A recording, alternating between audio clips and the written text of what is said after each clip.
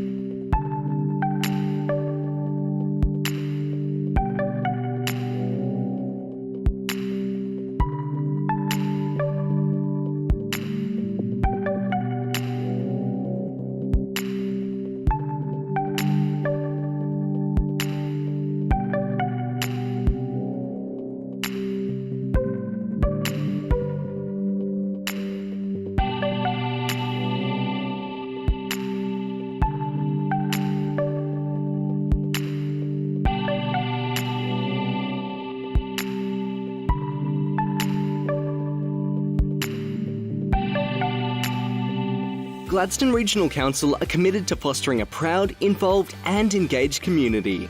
The Gladstone Regional Council Community Investment Program provides financial support to local community initiatives, projects and events which promote community connections, regional enhancements, community celebrations and community education.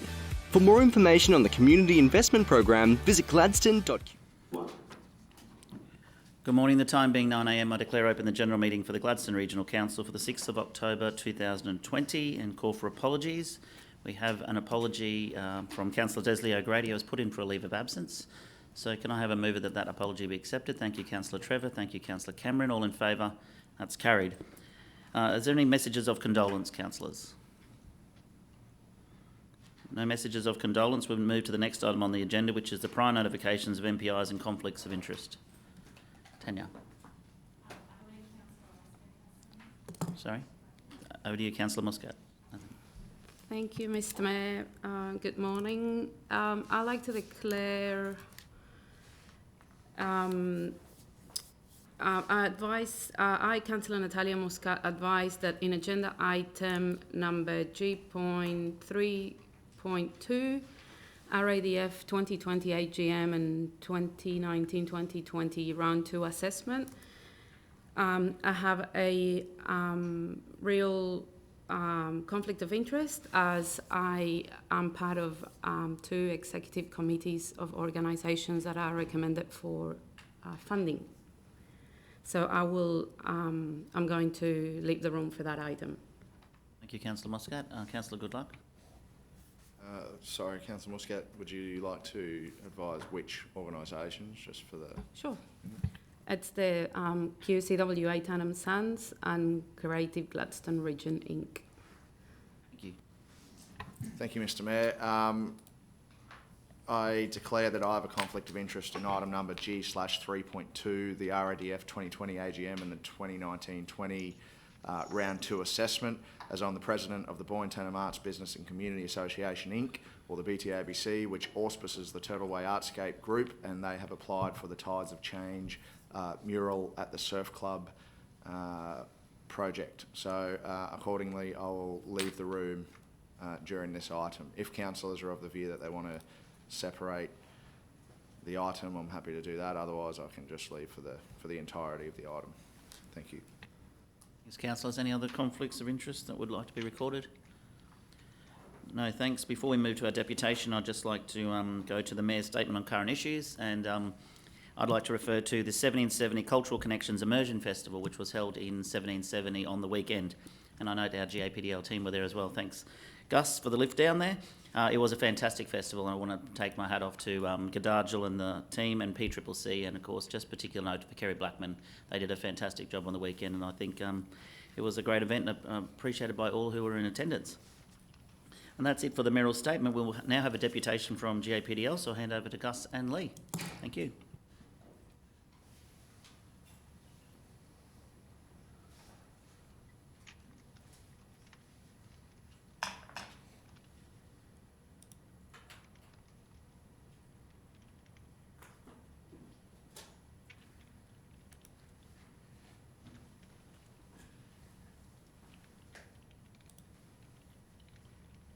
Good morning, everybody.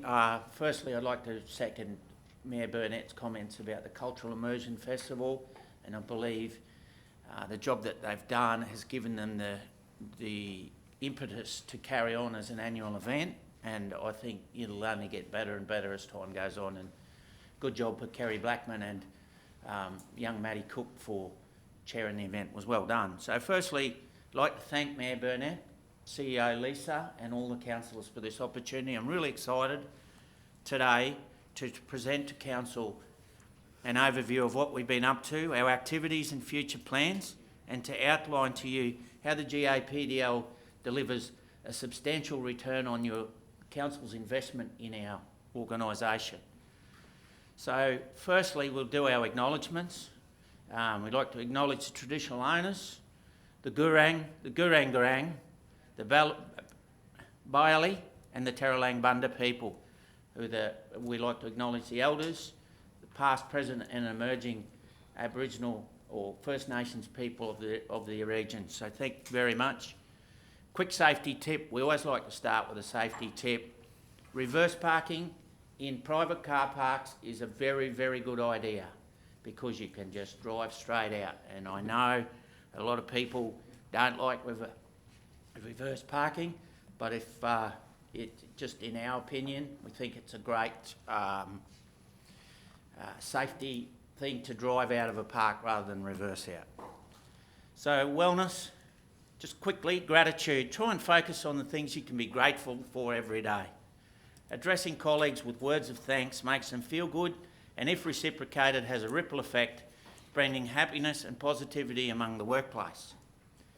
So another thing at GAPDL that we've encouraged recently is a thing called Spotted Being Awesome, and my Spotted Being Awesome today goes to a council employee called Emily Costello, who I had the good fortune of attending a meeting with the other day, and she was professional, polite and very focused on the outcome, and she dealt with the stakeholder very, very well. So, you know, Spotted Being Awesome, Emily Costello.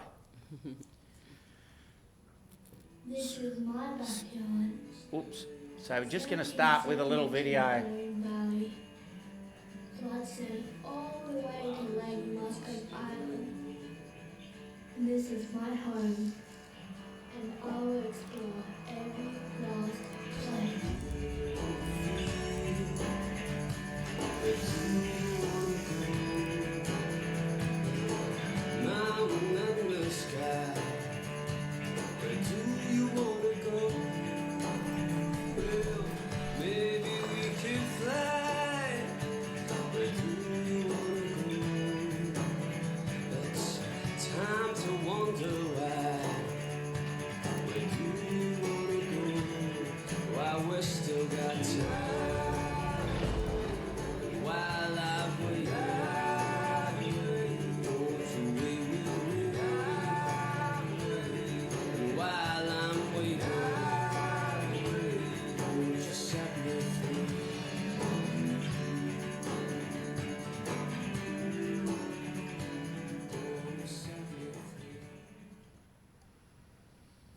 sorry, I was supposed to say to set the scene and have a look at our beautiful region.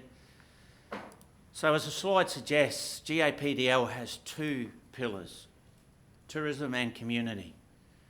We work on behalf of the Regional Council, Gladstone Ports Corp, Tourism Events Queensland, our corporate partners, members, business travellers, tourists and visitors to promote the region.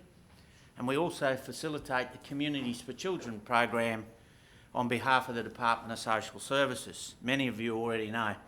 These are our values: provision of cost-effective services for those visiting the region through our 2 visitor information centres and 2 external information kiosks. And our second pillar, management of the Communities for Children project, providing support for vulnerable and at-risk families in the region. So, firstly, I'd like to introduce our team in alphabetical order: Abby, Emma, myself. Abby's a youth counsellor, for those who don't know, Abby Willis. Emma, our events manager. Holly Myers, our marketing and communications manager. Karen, the brains of the operation, our finance manager. Melissa Smith from Agnes Waters Visitor Information Centre. My colleague who does all the work on our behalf and does all the hard work, Nicola Skur, our tourism manager. Shakira Raymond from Communities for Children. Susan Gareth, our graphic designer and Visitor Information Centre in Gladstone, and everyone would probably know Wendy Morris from Communities for Children. So, great team, and we're having good. This is our team mantra that we've delivered, come from our resilient workshops: dream big, get it done, and know how to have fun. So you can read on the slide there some words behind that. This is our board, in order from the exec down. Our chair, Lee Zimley, who would be known to most, if not all of you. Our deputy chair, Brent Jordanson. Our new treasurer from the last 6 months or so, Neville Hughes from GTC Financial. Sensational, intelligent guy who is really across the detail. Mark Spearing. Cole Tribe from Rosebery. Mark Cashier, or otherwise known as Biggles from the airport. Rick Hanson, yours truly. Rob Gibb from APLNG, and Tony Ward, our a very solid and proactive board, and the support that I'm being provided with their knowledge and guidance is very, very helpful. So I'm really great to have a good supportive board on side. So, business achievements for 1920. We conducted an external HR and toil policy review. We've made sure that all of our employment agreements agree with the new Fair Work legislation. We've developed a new innovative staff development and staff performance development review. We've had an external review of employment agreements and position descriptions.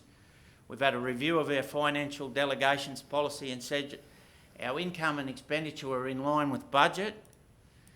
Our membership growth was a real achievement, and we substantially implemented a workplace health and safety policy.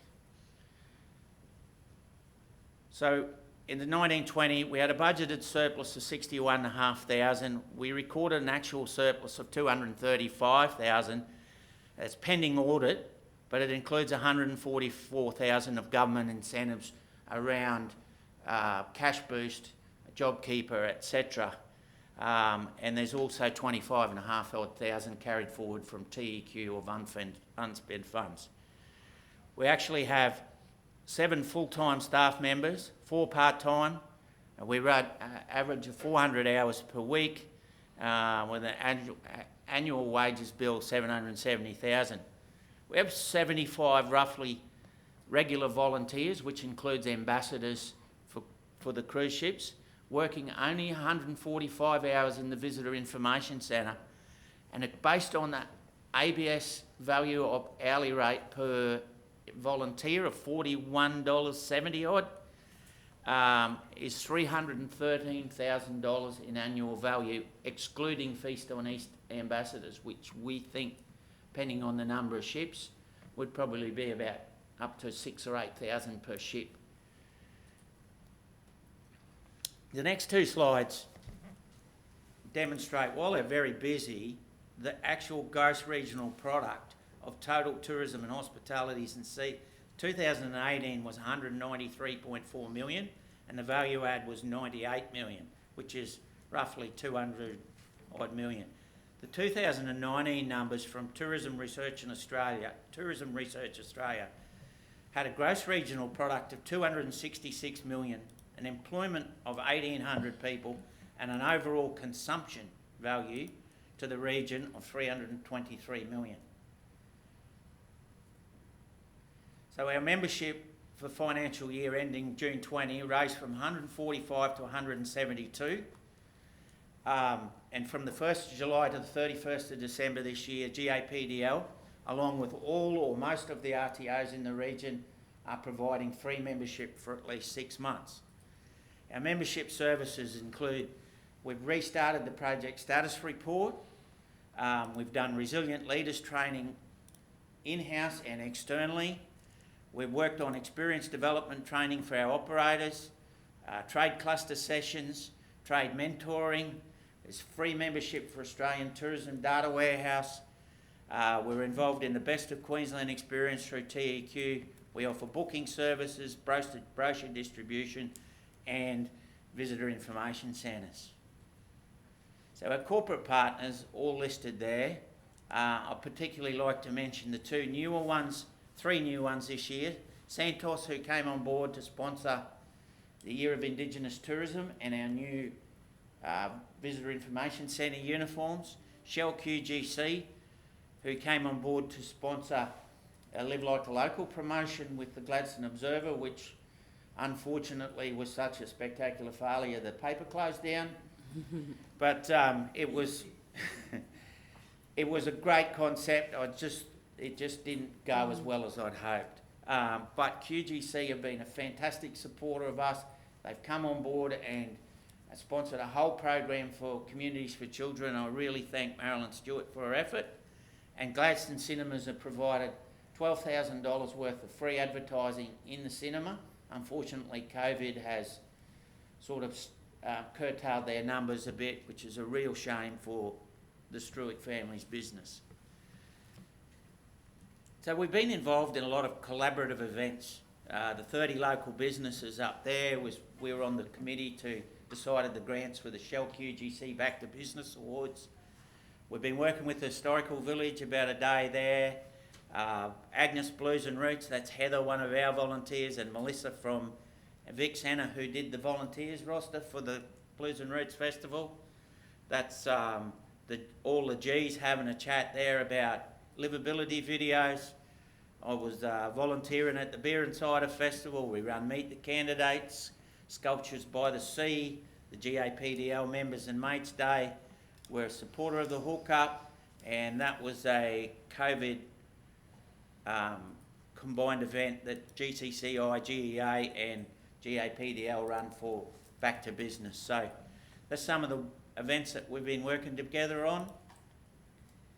Our destination priorities are aligned to the visitor economy strategy, the tourism destination plan or the destination tourism plan, and the TNF, the tourism funding. So if you can maybe just read them, it is quite a busy slide, but it works, it aligns with our work plan and our thing for the thing. So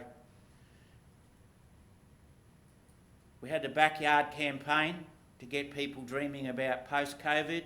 We run some promotions with our members here and the top 20 things to do to tick off in 2020. And our staff are slowly but surely getting through those top 20. I see Holly was up on Mount Larkham on the weekend.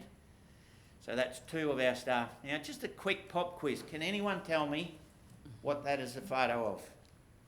No, Venus flies catcher, isn't it? No. It's a Native bees. grass seed spike with a, Yeah. with a honey design. That was your most popular photo? Or, yeah, I didn't get that, but Yeah, it was submitted by a lady that works at the hospital called Belinda Sargent in our back in the backyard, dreaming photo competition. So that was the winning photograph. We just thought we'd throw that in there just because it's such a great photo. So then we move on to the exploring the Gladstone region, where we started to be able to travel within our own region. Some of these promotions have been in the Courier Mail and places like that. So we've had Curtis Ferry, Heron, Lark. That's Sean Scott on Joey Lee's. Some promotions, so you can see that we were prepared and had a campaign ready for our post-COVID travel in your own region. And this is the big book that TEQ put out. We've got every region covered, but it was also in a major lift out in the Courier Mail. Fantastic photos and just shows our region, a Heron, Paperbark Trail and Wilson. So then we had these member deal of fortune, which people were subjected to me on Facebook Lives for about 10 weeks, which is unfortunate. But the other one with HIT CQ, we gave away 2 holidays with Alpha Bucks, and that was very successful. So we've also been working with a lot of content creators. There's Sean Scott on Curtis Island, the Lark trip in a van, 4 boys in a caravan. Sean Scott was so impressed with the region, he stayed an extra week. We've also had Sticks Picks Media, Greg Granger and a few others.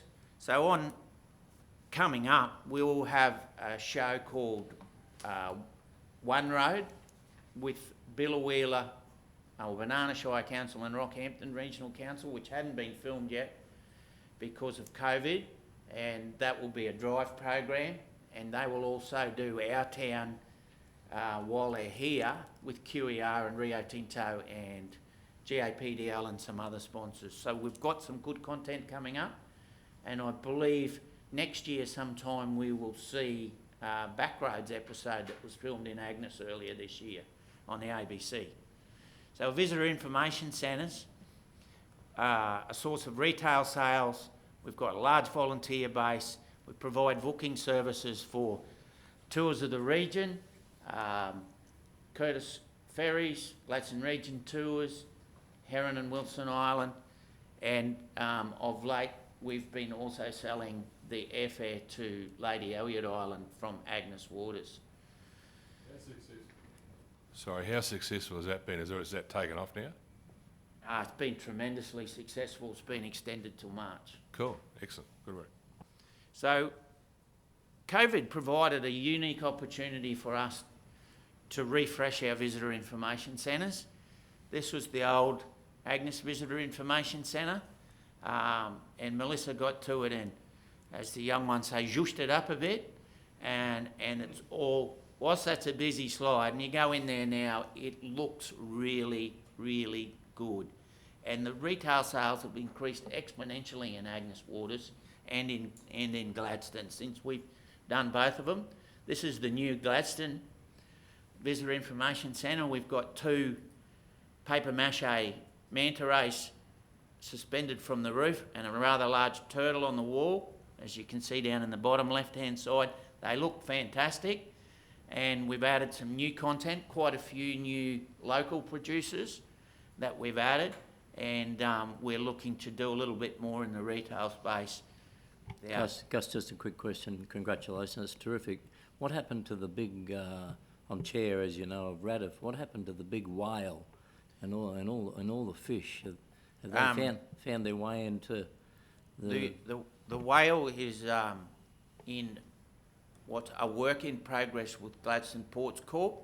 We have it in storage. We're just looking for Gladstone Ports Corp support to suspend the whale in the terminal as you walk into the Heron terminal. As you know, we protect our whales, we look after them. It's being looked after while it's in readiness for wherever it may find home. It's in the same storage shed that it's been in since... it's alive and well, thanks. It's alive and well. And we have a home for it. We just have to complete risk assessments and stuff with GPC. So Communities for Children, just the brief slide on that, 1,120 clients, 245 program sessions, 237 invested programs, resources and professional development, early intervention and prevention, and neurosequential model approach. So they've been a great contributor to the Communities for Children. In the end of June, we surveyed our membership and to ask what more could we do, and we'd just like to flash up a few of the response, just to reassure you that we are communicating with our members, and it's the positive, and we're getting positive feedback from our members all the time. We're actually getting members joining now without solicitation, without us approaching them. So that's a real pleasing thing for me. So we're going to transition. We're going to give you a break between what we've done and where we go, and we're going to transition into our second movie that we did for COVID. There is treasure to be found in the Gladstone region. We are now open and ready for you to explore.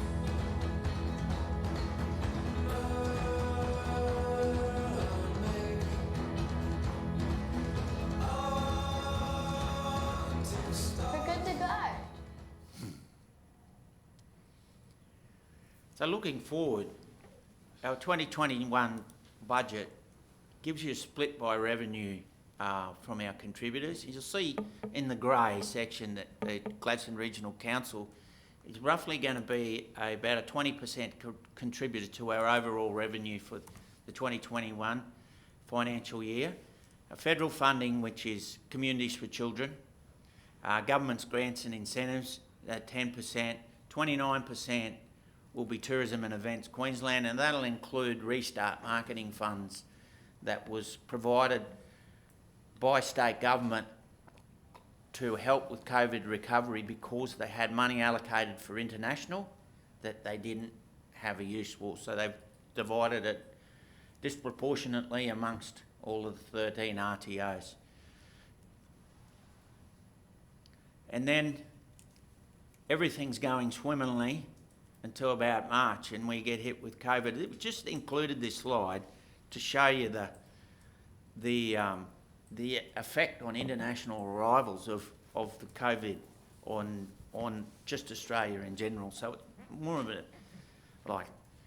stark realisation of what's actually transpired. Now looking forward, the recovery of lost arrivals was the fastest after SARS, 11 months. And the impact of 3 previous crises on the world. You've got the global financial crisis, SARS, and September 11. So with COVID, we're still not to the bottom of it yet. So the recovery could be longer and deeper. So we've got to be able to, plan and think about how we target our strategies going forward and who we target with the absence of international tourists. So that's a bit of an indication. However, the good news is, this is GAPDL, an Australian Accommodation Monitor provided by STR, is showing our accommodation, our average daily rate and our occupancy trending upwards of recent times. Now that is significantly better numbers. Which one's ours? All It's of just them, a bit of a fine to see. That's occupancy is the blue line, RevPAR is the green line, and the average daily rate is the red line. Oh, okay, thanks. So they're all Gladstone. Yeah, no, I just can't focus that far, that's all. Sorry, It's blind, it's mate. a tiny slide. I'm a bit blind. Yeah. So it's the 0 centre line is prior year. So we're heading in the right direction. So looking forward, since the financial year, we've had 17 new members join, and we're aiming to grow this figure by 5 new members a month. We've added Dee Baldwin to the team in partnership with DCTC, and one of Dee's key competencies and key focus areas will be the cruise ship industry. She's just spent 9 years working for, I think it was Carnival Cruises, in the ShoreX program on board. She knows quite a few people in the industry, so she's going to do that. She's going to help DCTC with the 1770 Festival, and she's going to help us in the Visitor Information Centre so we can spend more time with our members. Since the new year, we've had the Agnes and Gladstone Golf Days, where we've raised about $10,000 collectively for the Gladstone Agnes Water 1770 Ambulance Committee, the Smith family and the Gladstone Junior Golfers. On the 31st of October, we've got a Coin Island Open Day. We've had the Gladstone Region Resilient Leaders Program, the Communities for Children sponsor a spot, which raised in excess of $20,000 for circular security parenting programs, which has been very, very successful. We've put in an application for Jumpstart City Heart, which I was talking to Kylie about on Friday. We're doing more consumer experience development workshops and some consumer experience customer service workshops with our volunteers. We've got a fun day at the Calliope Historical Village on the 25th of October that we're co-sponsoring. We're starting a tourism host and airport ambassador workshop with Gladstone Airports Corporation. The Experience Development Mentoring Program through QTIC is ongoing. We're having a Southern Great Barrier Reef Leaders event, and we're working on the Gladstone Mice Guide in conjunction with Gladstone Regional Council, Kim Roberts' team. So meetings, incentives, conferences and events. So that's so looking forward in the marketing, the projects to be executed in the next 9 months. We'll have the new Gladstone Region website, which will be the combination of the 2 existing websites, the GAPDL and the Gladstone Region. We're doing this month Win a Holiday to Wilson. It's a member campaign. We've got 24 members. Spend $100 in any of their stores, go in the draw to win a holiday to Wilson. We've got a 400-kilometre COVID-19 recovery drive radius. We've got a new slogan, print media, radio, TV, social media and destination blogs. We're looking to install another 6 billboards on the Bruce Highway, and you'll be happy to know, Councillor Hanson, that one of them includes Tanham Sands. There's a commencement of a 9-month targeted social media campaign, which I'm just getting my head around this, how these organisations do a targeted social media campaign. When you go to a certain website, you pick up certain things. It's very clever. They're going to revamp the Gladstone Regional Digital Tourism Kit for our members. Mark Fitz, a professional photographer who's done a lot of work for Heron and Wilson, be coming back. The SGBR itinerary development in conjunction with Departure Point. We've got 15 itineraries for people that want to fly drive or drive to the region, including the whole of the SGBR, but it's very, very good. And the airport promotion that'll be coming out in the next few weeks, there'll be a 2 days, 2 nights, 2 days car hire, and $100 spending money per couple, or resort credits or whatever the breakfasts, for 2 months up till Christmas with the aviation restart promotion. So we've got a fair bit happening. We've got future video productions on the sustainability on Curtis Island. It has Adam Balkan from Curtis Ferry Services talking about where to drive and where not to drive, how to keep your tyres deflated, not your flyers deflated. There's one on Turkey Beach, the Rods Bay area, which is great scenery. We're going to do the Gladstone food trail, and then early in the new year we're going to have a Heron Island turtle hatching video done. So we've got a few guys coming to town this week. Some of you may know the Mad Hueys surf brand are coming to do some filming on the Swains this week. They're actually going to be doing the filming for their summer launch of their new apparel. We've got the day trip to Lady Elliot Island, which has been going very, very well. And with the Mad Hueys, we've got World Safaris, the world's largest surf tour company, who can't take people to Indonesia or the Maldives or any of those places like Tahiti. So they've tried 2 experimental trips to the Swains, and this third one with the Mad Hueys will be surfing and sports fishing and stuff like that. And the bottom right-hand corner, Year of Indigenous Tourism.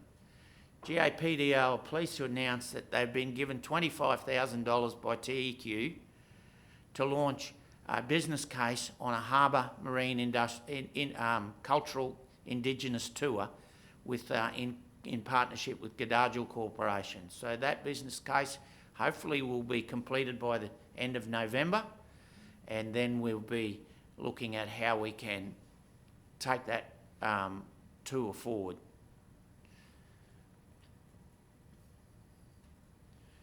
A little bit more coverage of the region. Beautiful East Shores, Canoe Point, Joey Lee's. Just like to throw that in, we really need to be looking after our community and our kids. There's a big part of our community and a big part of our future. And at GAPDL, we really, really believe that we've got to look after our kids' future, and the more time we spend with our young, the better citizens we'll breed. So, just going to start a little video here that we've put together. It's a compilation of everything we've done, and it's a bit of a sample of livability of the region, and we are really proud to be able to provide this to the Gladstone Regional Council.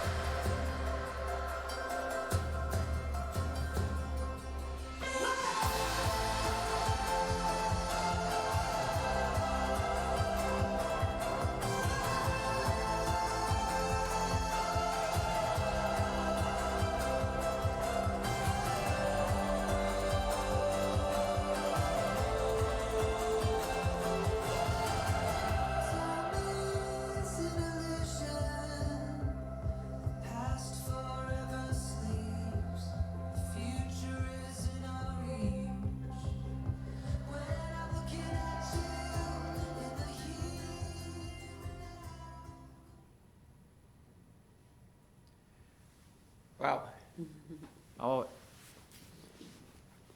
Fantastic, thanks, Gus. That's awesome. any You've been busy. questions? My team have been busy, Matthew. I have. The team have been very busy. I had questions along the way, but you answered them. So, Mad Hueys, that's this week. Friday. For Friday, yeah. Yes, and I believe you were unavailable. I am sorry, but I haven't asked Lisa yet, but now she's getting the hint. But anyway, we'll talk about that. We'll need someone there. If not Lisa, I'll throw an old deputy over here. Someone will be there. The new website is, are you keeping both domains, or is it going to be Visit Gladstone Region? What's the new website address? It's still going to be Visit Gladstone Regional Info, and we still have a corporate functionality on it, but at the moment on two separate websites. We have the GAPDL and the Gladstone Region, so it's all going to be pretty much consumer focused, but if they want to know more about GAPDL, it'll still be a corporate tab on that one website. And these 6 billboards, are they existing ones that are getting new skins, or 6 new billboards? New. Oh, well done. Awesome. Thanks. One of them, Mr Mayor, is pointing that Tenham Sands is probably the closest sea destination from the Bruce Highway between Brisbane and Hello. Lakeview. Yeah. Awesome. Councillor Churchill, you have a question? I've got a couple, thanks, Mayor Matt. Thanks for the invite. Gus, Lee, Nicola, very impressive presentation. Very impressive. Pleasing to see that the financial sustainability in a challenging time for what we have seen with RTOs over a long period of time. That's very impressive. A couple of quick ones. Your audio visuals, I'm led to believe that they were all produced locally, or if not most produced locally. Is that the case? We've predominantly been using a company out of Agnes called Sticks Picks Media, Stuart Mackay, and he's based in Agnes. His father and him are opening a gallery above the cafe at the marina for his work, and we will be having his photographs on display in the Visitor Information Centre in Gladstone. Thanks for that. It was a segue to give him a pitch, because a dollar spent locally, and it's good to see that council and ratepayers and all your partners' money is being spent locally. It goes around and around. It would be remiss of me if I didn't ask you the question about RVs. We've seen a lot of RVs in the region, in many different areas, but in your professional opinion, how do we get those RVs, and brief answer, how do we get those RVs out of the Agnes water and the Calliope, other areas, to come into Gladstone itself? Were you seeing that they are coming in? We get quite a few in from the free camps at Calliope and Benarabi. But as you know, you can't attract people without the infrastructure, and we need a dump point in town, and we need a RV park, which we are in the process of negotiating with a private provider of an RV park who has a substantial block of land in a good location. But there is, we need to have infrastructure to provide to keep them here, and you walk a fine line between the free camper and the paid caravan park. It's difficult to get that economic balance and fairness right. So, all right, I'm sure we'll have more robust discussion about RV friendly for our region, but it can be a win-win for all. Two more, just two final ones, is that you mentioned that you're going to do a campaign or a partnership with Banana Shire and Rockhampton Regional Council. When I see in your footage Crumba Tops and beautiful Betsy, just a brief answer, is Banana Shire back in the fold with the Gladstone region, or is Banana Shire still part of the outback tourism? Sandstone Wonders they're part of, which is, I believe, part of Outback. But we have been talking with Simon Graham over there, ex-council employee's son, Jeff Graham, as a good Gladstone local, and we've been dealing with Zach Garvin in Rockhampton, very supportive of doing more combined regional promotions to capture that drive market. So, and of course Capricorn Enterprise and Bundaberg Tourism. So collectively, yes, they are willing to talk, but they are, not committed to coming back into the fold. At this stage. Thanks for that. My final one is a comment more than anything, and I'd like to think that we could get a copy of that presentation if that was possible, or perhaps on a USB, but just this is a comment. I applaud that you're going to have a look at this Indigenous tourism, because it's been identified for a long, long time. It's a product that has so much potential within our region, Indigenous tourism, and 2020 being the year of Indigenous tourism. but we've got to have the capacity to deliver. I just want to make a comment is that can we please make sure in that study when you produce the business plan that it's authentic. It's authentic in a way that allows our local four, and you've acknowledged the four, but you know, I speak from experience. You know, you do a tour of Uluru and you're guided by an Irish backpacker who has no understanding of whatsoever of the true cultural experience. So I see an economic benefit that comes out of that for local Indigenous guides as well. But that's just a comment. Thank you. A point taken. Good point, well made, Councillor. Over to you, Councillor Braithwaite. Thank you, Mr Mayor.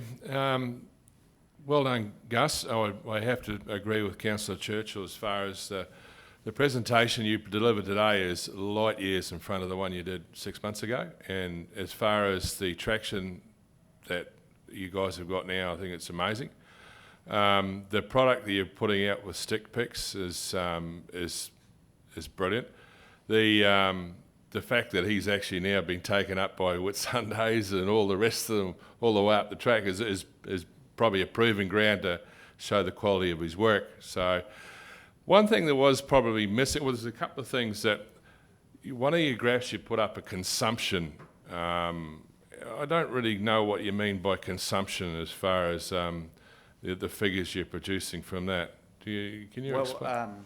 Darryl, I'm using the figures that are quoted by TRA, Tourism Research Australia. So I would say gross regional product and consumption. Consumption would probably be the additional benefits from the economy that are derived from that activity. So it would be a cumulative effect of that amount of activity plus the consumption of the local community. Yeah, I'm not sure how. Yeah.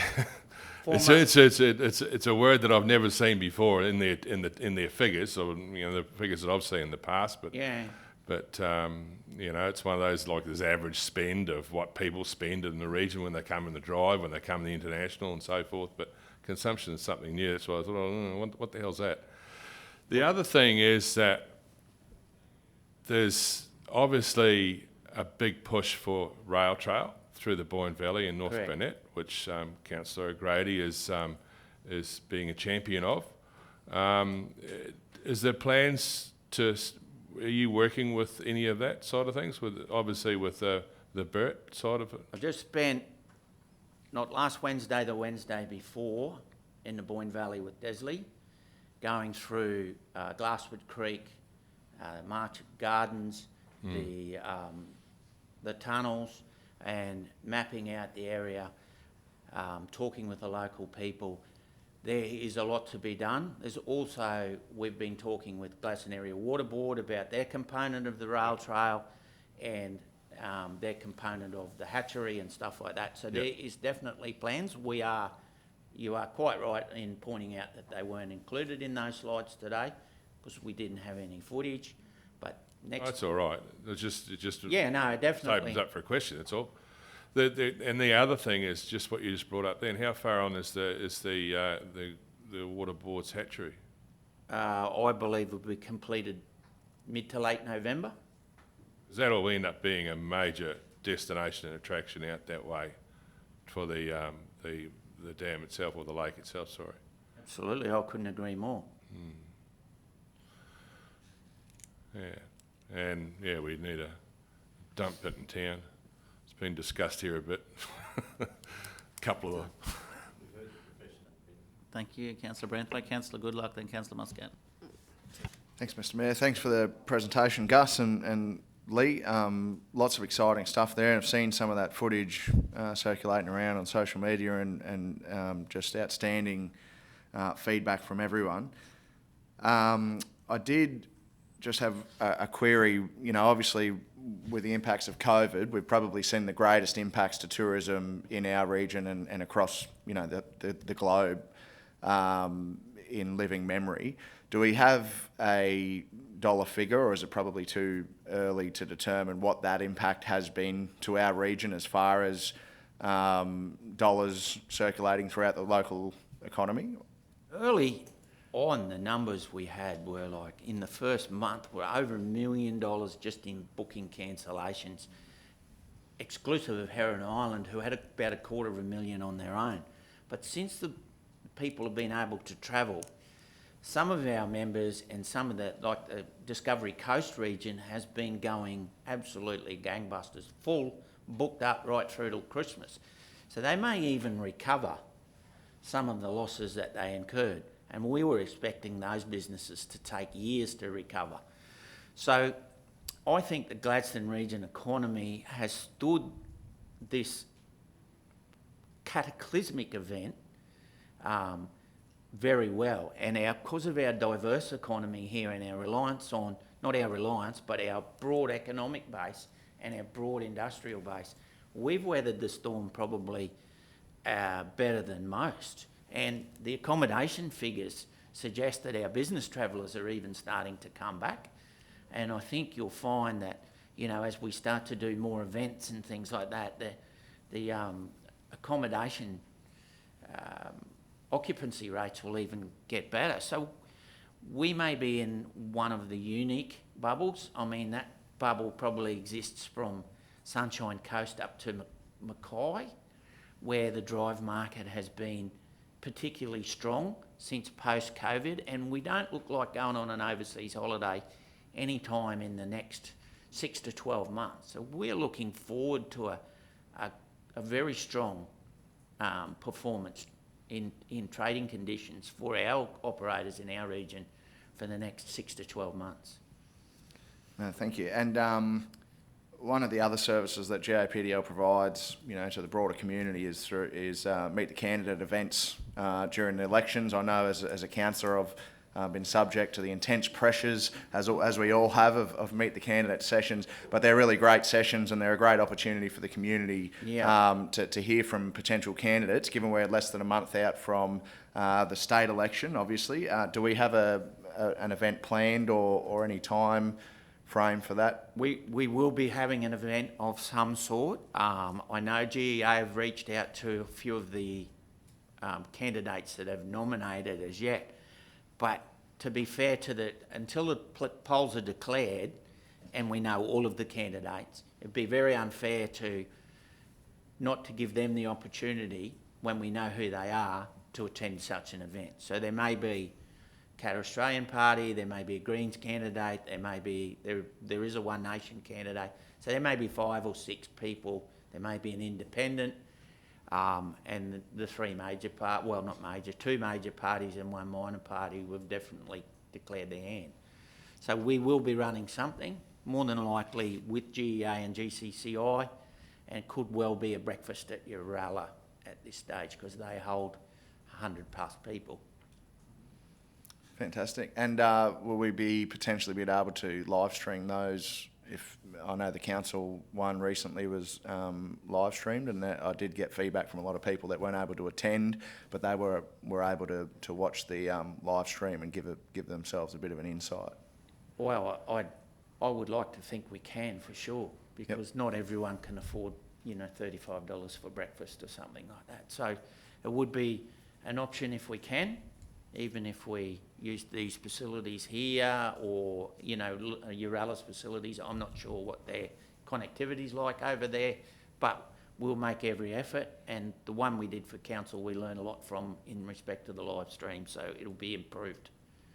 Fantastic. Thanks very much, mate. Thank you. Councillor Muscat. Thank you. Thanks, Gaz, and everyone. I just love your enthusiasm, and thank you and congratulations for the presentation. I just wanted to ask you just a quick question in relation to the proposed plans that go probably a couple of years ago about the interpretive centre, Indigenous Interpretive Centre in Agnes Water, and the relationship that you now have with the CTC down in Agnes. Yes, the $1 million funding from the federal government towards the Interpretive Centre, which was election promise from the last federal election, is still there and has been extended. The proposed site, I believe, was at the Captain Cook Monument, which was on National Parks land, and they don't have security of tenure.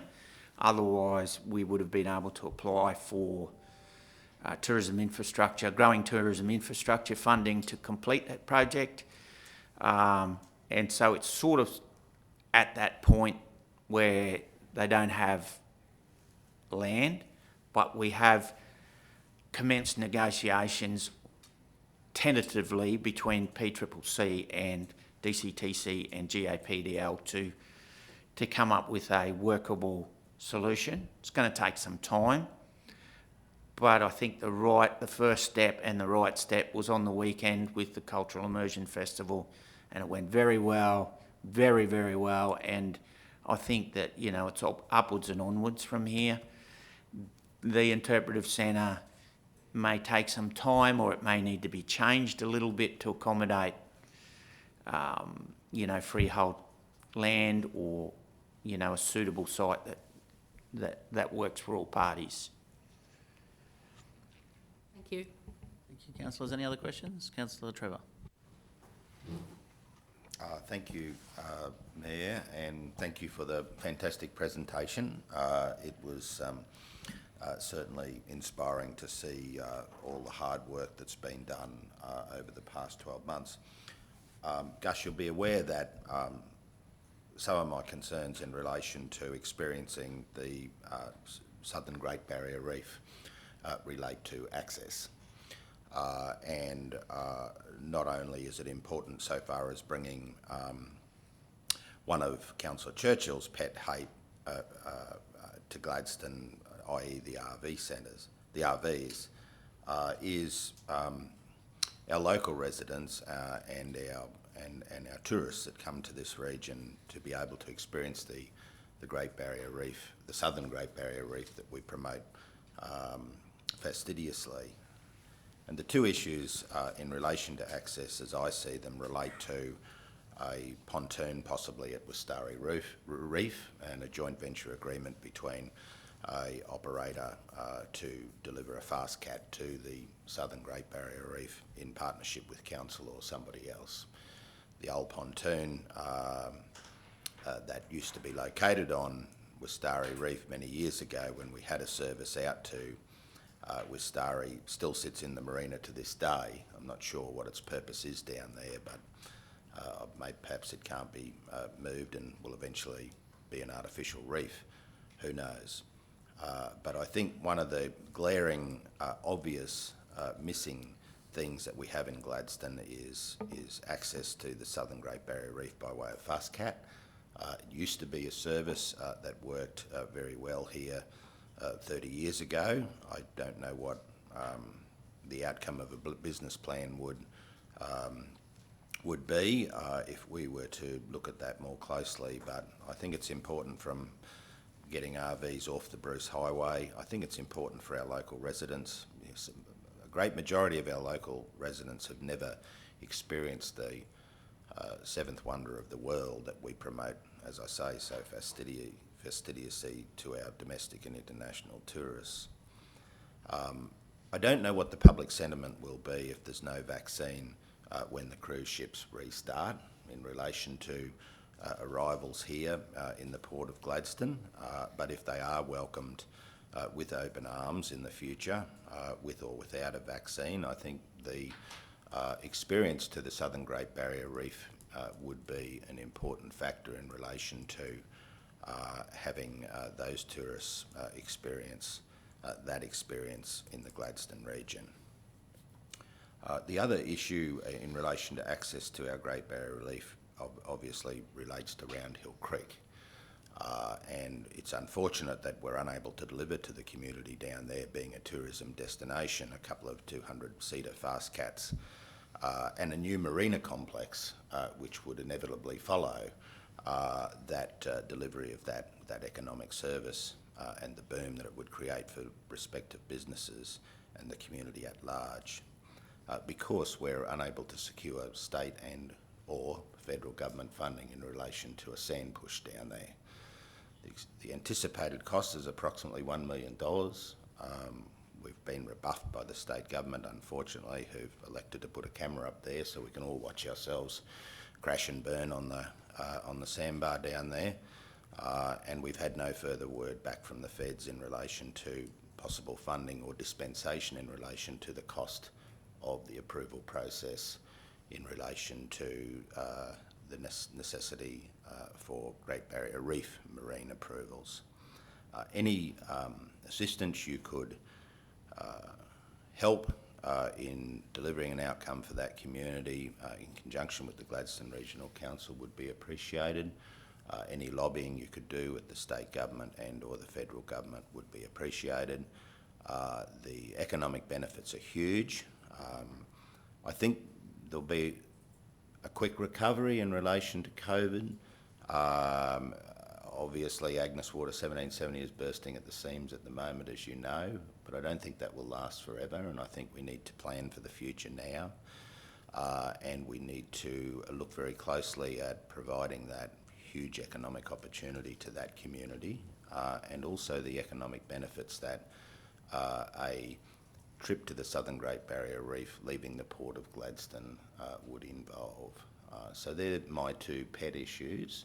But I think you're doing a fantastic job. I think what has occurred in the past few months, notwithstanding COVID, has been fantastic, and I congratulate all your team for the wonderful efforts that you've engaged in what has otherwise been horrific and difficult circumstances. But I do agree to a large extent that we've been heavily insulated in economic terms in relation to this crisis. I'm not aware of any person in industry who have lost their job.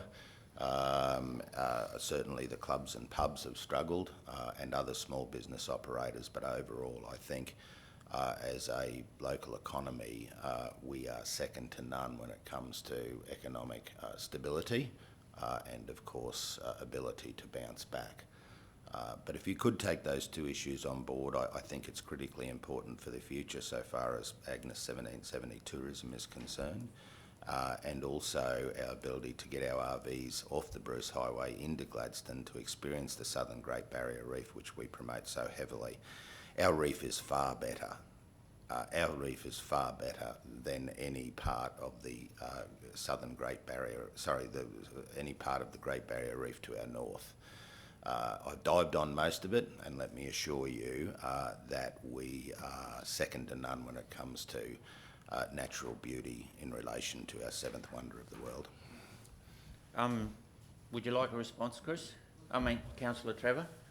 Oh, look, it wasn't on notice, Gus, so I'll leave it for you to make that decision. No, well, firstly, thank you for your kind words, and thank you for all the councillors' kind words. None of this would have been possible without the prudence of the people who come before me, because they laid a very solid financial platform for the organisation. So I pay tribute to my predecessors.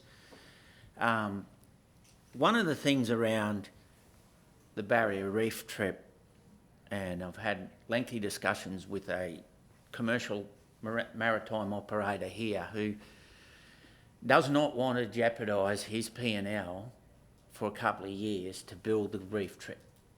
Unless it was heavily subsidised, it would take a long time for them to make it commercially viable. And one of the reasons, of course, is weather dependency and getting scale quick enough.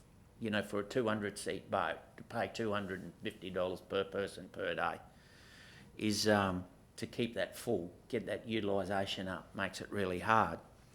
We have had or initiated some discussions with a couple of local divers, Gordy Jensen, around dive sites and a dive trail and how we make the fringing reefs and the wrecks and things like that a little bit more accessible, which are still weather dependent, tidal dependent in fact, with fringing reefs, because the low tide brings out the silt and the high tide settles it, as you know.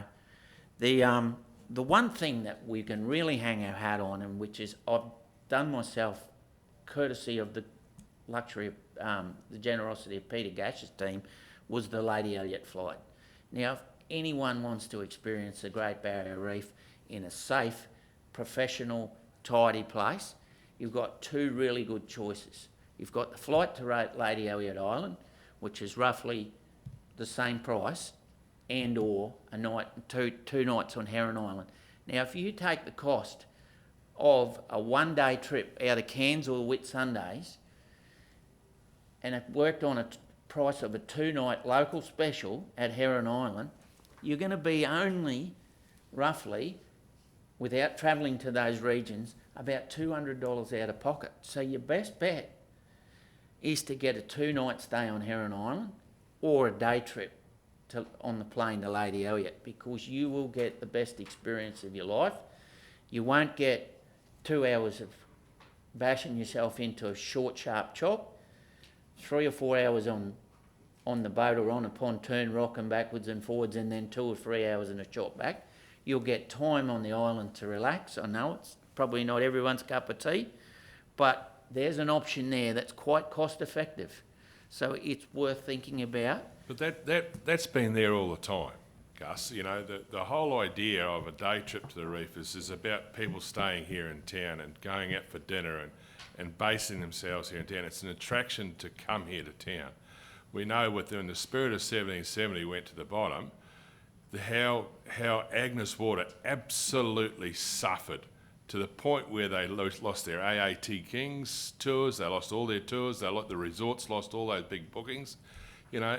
But it's a, you know, look, I fully realise that Heron Island's a beautiful place, and going to you know to Lady Elliot Island is a magic thing. But having a trip leave from here is what Councillor is talking about. You know, it's about economic growth from here. Yep, I totally understand, Darryl, but could you guarantee an operator and investor that they would get a return on their investment? No, you can't. And to be honest, the cruise ships could be the catalyst for doing that. I agree with you there. I totally agree with you. It's a very difficult thing. But, you know, there might be funding available for underwriting.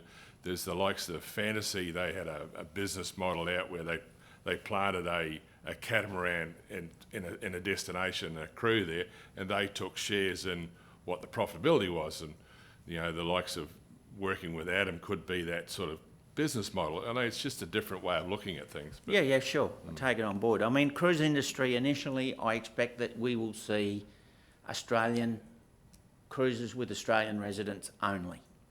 That's what I would suspect, and I wouldn't think that we will see a cruise ship before we see international flights return. And I take on board, Chris, your point about Round Hill Creek. One of the things that we can do with fishermen, like a lot of people that tow those big boats up the Bruce Highway, tow those boats from Brisbane and Sunshine Coast, Bundaberg, Maryborough, and from the mines to Round Hill Creek. If we can convince those people to go another half an hour to Gladstone and use one of the best boat ramps in Queensland out at the ports facility there, because they come straight past us, a lot of them, to go to Douglas Shoals and Inaminka and Blomfield and places like that, it would save them time in the end to launch out of Gladstone and out of Round Hill Creek, because it's not tidal dependent. So it's about, you know, addressing the concerns of the market, because not every resident of Agnes Waters wants to dredge around Hill Creek. So we have to keep in mind all of the community's concerns when it comes to Round Hill Creek. Thanks, Gus. Any other questions, councillors? I just want to also add to I think you're doing a fantastic job there at GAPDL, and I don't want to take away from your focus of tourism and communities for children and others on this Meet the Candidate, but just if we keep in mind that Gladstone Regional Council has 3 state electorates, so if GAPDL is going to be involved with the seat of Gladstone, maybe the seat of Callide and Burnett as well, if we could make sure that that they're not forgotten. Obviously, maybe could host one in Agnes and one in Calliope, and or partner up with DCTC or an organisation in Calliope to make sure that the residents in that part of our electorate get to hear from who their state members are as well. And I'll just wrap it up before there and say, I know you and your team have done a great job, and thank you for the presentation, but also to you, Lee, and the volunteer board of directors. For those who are listening online, all those people that are board of directors at GAPDL are volunteers and professionals in their own right, and giving up their time to make sure that our local tourism sector and our local business industries are well looked after. So thank you to you and your team. Thank you, Gus, and we might wrap it up there. Thank you.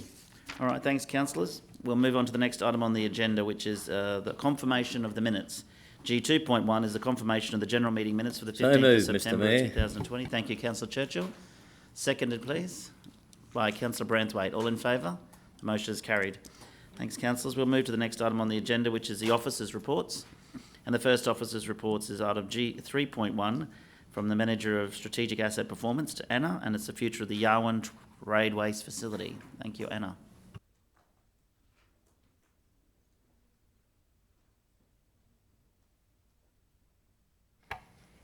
Thanks for that. So Council operates the trade waste disposal system at Yarwun. The system accepts treated trade waste from the Yarwun area at a facility located off the Gladstone Mount Larkham Road. The trade waste is then discharged via gravity to the harbour through a series of below water diffusers that are located off the Fisherman Landing Wharf. Following the release of cyanide into the harbour in 2012, Council resolved to cease offering the Yarwun Trade Waste Facility services. At the time, Orica was the only company discharging treated trade waste into the system, and Council officers have been working since then with Orica to determine the most practical way to dispose of the facility. In 2019, a number of potential new customers contacted Council seeking to understand the feasibility of utilising the trade waste facility to dispose of their trade wastes. This prompted Council to undertake a detailed investigation into the condition, capacity and environmental implications of continuing to operate the trade waste system. These investigations have found that the system is generally in good condition, provided some work is undertaken to remove silt built up around the diffusers. There is considerable capacity in the system.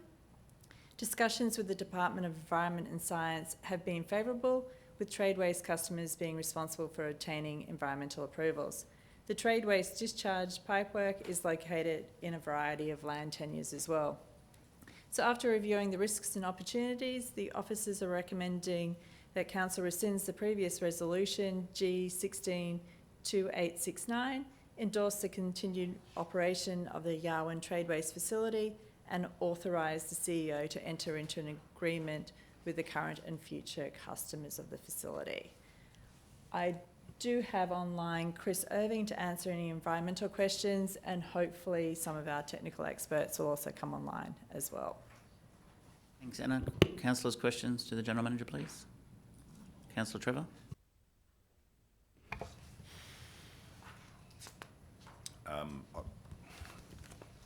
I wasn't aware that there'd been release of cyanide into the Gladstone Harbour in 2012, but it concerned me in that I started reading the report and the first thing I see is a release of cyanide into the Gladstone Harbour, and I sort of lost a little bit of interest after that, to be honest with you. But I see that if we were to proceed with this facility, we're going to have to spend $400,000 to unblock the blockages, as I understand the report, Anna. So the first thing we've got to do is spend $400,000 worth of ratepayers' money for the assistance of a third party who will not pay that money back, and we will continue to provide this service at no cost to any future users, I assume, at least Orica currently, under an agreement which has been going long before probably all of our time. But my concern in relation to the release of the cyanide issue was if we continue to have ownership of this thing and bring online other trade waste users, how are we going to be able to deal with any other dangerous chemicals being released into the Gladstone Harbour, and what exposure legally does the Gladstone Regional Council have as owner-operator of that facility? If we proceed along this path of keeping it and then extending the invitation to the existing operator and new operators are we going to do more than just provide a service, i.e. are we going to turn it into a profit-making venture? And secondly, are we going to get indemnities from all the users in relation to any future exposure to liability that we may be exposed to by being an operator of this facility? I'm concerned in relation to attaching ourselves to the legal aspect with perhaps not too much control of what ends up in the harbour. And secondly, and perhaps not as importantly, but importantly, we've got to go and spend $400,000 of ratepayers' money, which we're not going to recover, and then there's going to be ongoing cost, which I assume the trade waste users will meet, but not the original cost of releasing the blockages. And I don't know. It's just it's just sour for me. I just don't feel comfortable with it because of the potential risk from a legal liability point of view. And I'm also concerned in relation to spending the money initially and then not making a profit at some stage in the future, even though we're providing an important service to these trade waste users. That's just to kick the ball off. Anna. No, so they're two very valid questions, and we have spent a bit of time investigating those types of questions in coming up with our recommendation. With regards to the fees structure, we do have a separate rating charge on the Yarwun Trade Waste Facility users, so we do recover the costs and it doesn't come out of the general rating base. In addition to that, we do collect money to be able to afford to do these sort of more expensive activities on an irregular basis as well.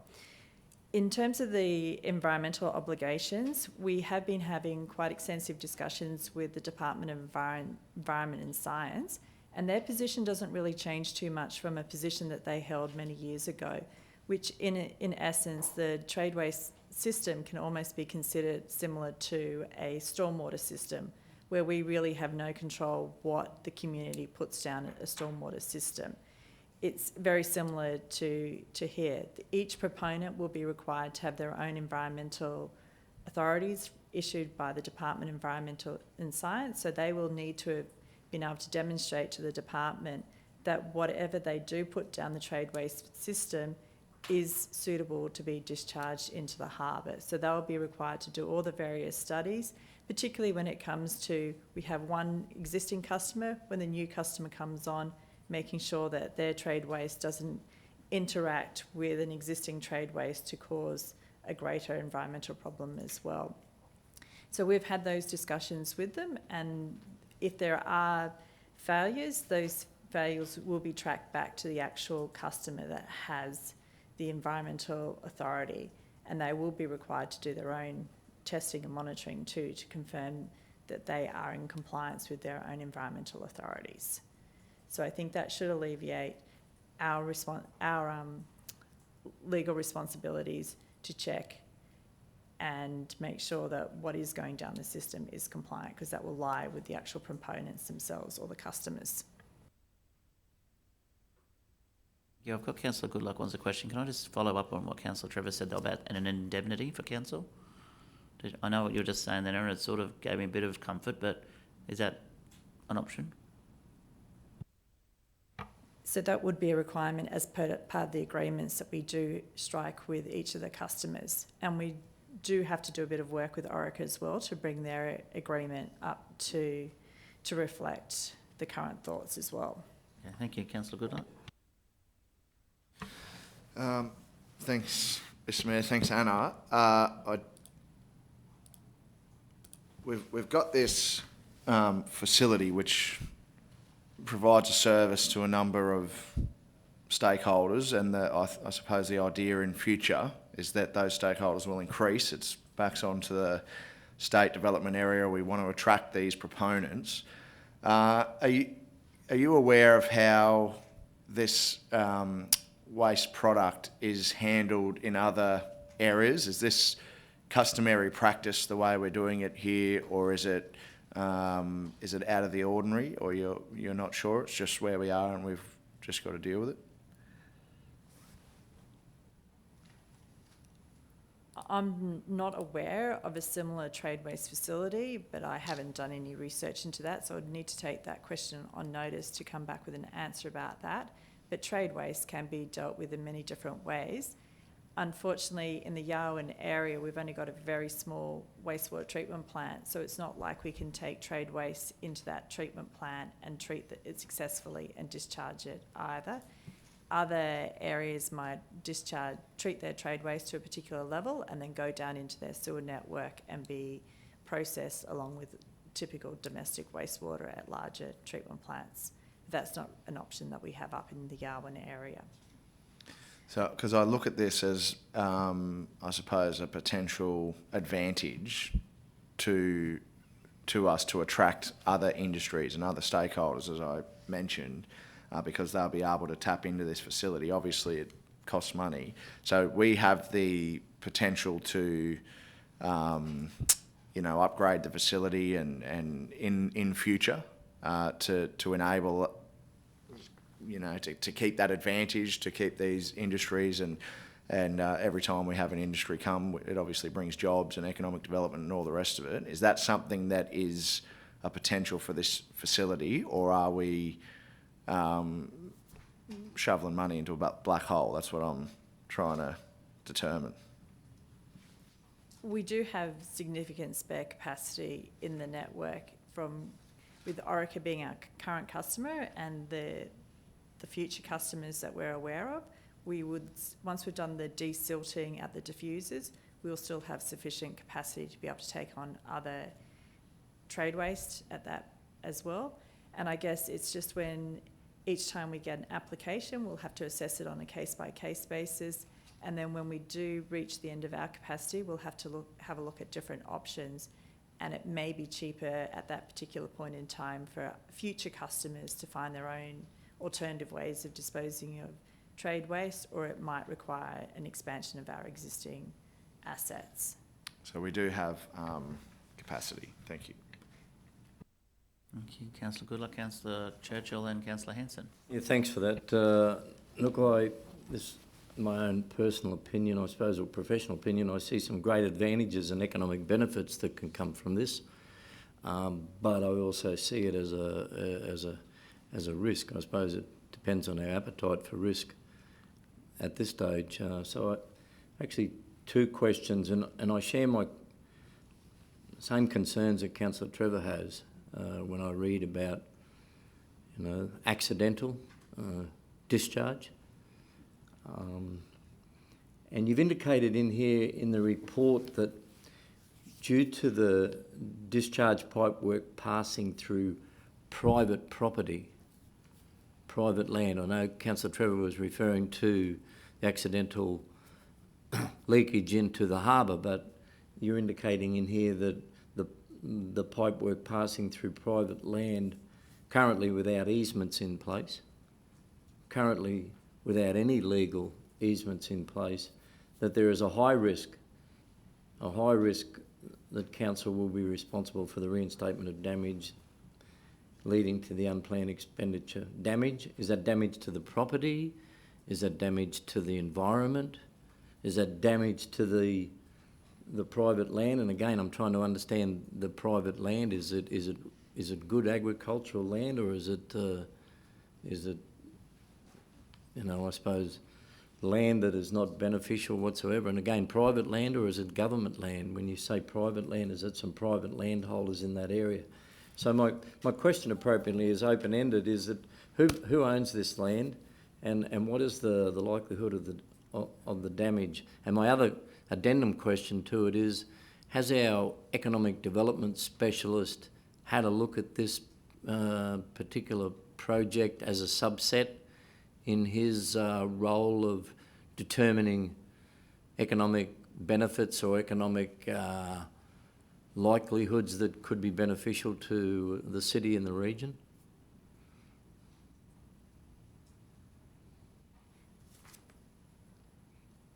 Yes. In terms of the we have just highlighted a number of risks, and whether or not those events actually eventuate, it is a little bit difficult to determine. We did do pressure testing of the pipeline to get an understanding, is the pipeline, or does it already have breaks and failures in it that may be releasing trade waste to the environment in an area other than the diffusers? And that pressure testing all came back indicating that we don't have any existing leaks on that pipe. So it's always a risk that a pipe can burst for any number of different reasons, just ground movements, accidental damage with someone digging something up. So that's just why we've listed it down as a risk that we may end up, if that does happen, we may end up having to pay money. And that's just the risk of owning any pipeline in any location. And it's not dissimilar to the risks that we have with our current sewage networks and our effluent disposal schemes elsewhere. In terms of the land tenure, there was a table in the report that outlined at a high level what type of different land tenures that we go through. We don't actually require easements to be able to access our infrastructure under the Act, but we just do need to go through some notification processes. So an easement just helps facilitate that, and it more clearly identifies who's responsible for what. In terms of damage, generally speaking, provided we've done the right thing in terms of our maintenance programs, the limits that we have associated with damage are quite minimal. We have noted also in the risk assessment that where the existing pipeline goes through, it does go through a number of different land tenures, and so we are always exposed to accidental damage by people carrying out their own businesses above and adjacent to the pipeline as well. But to date, there has been no evidence that there's been any damage to our pipeline.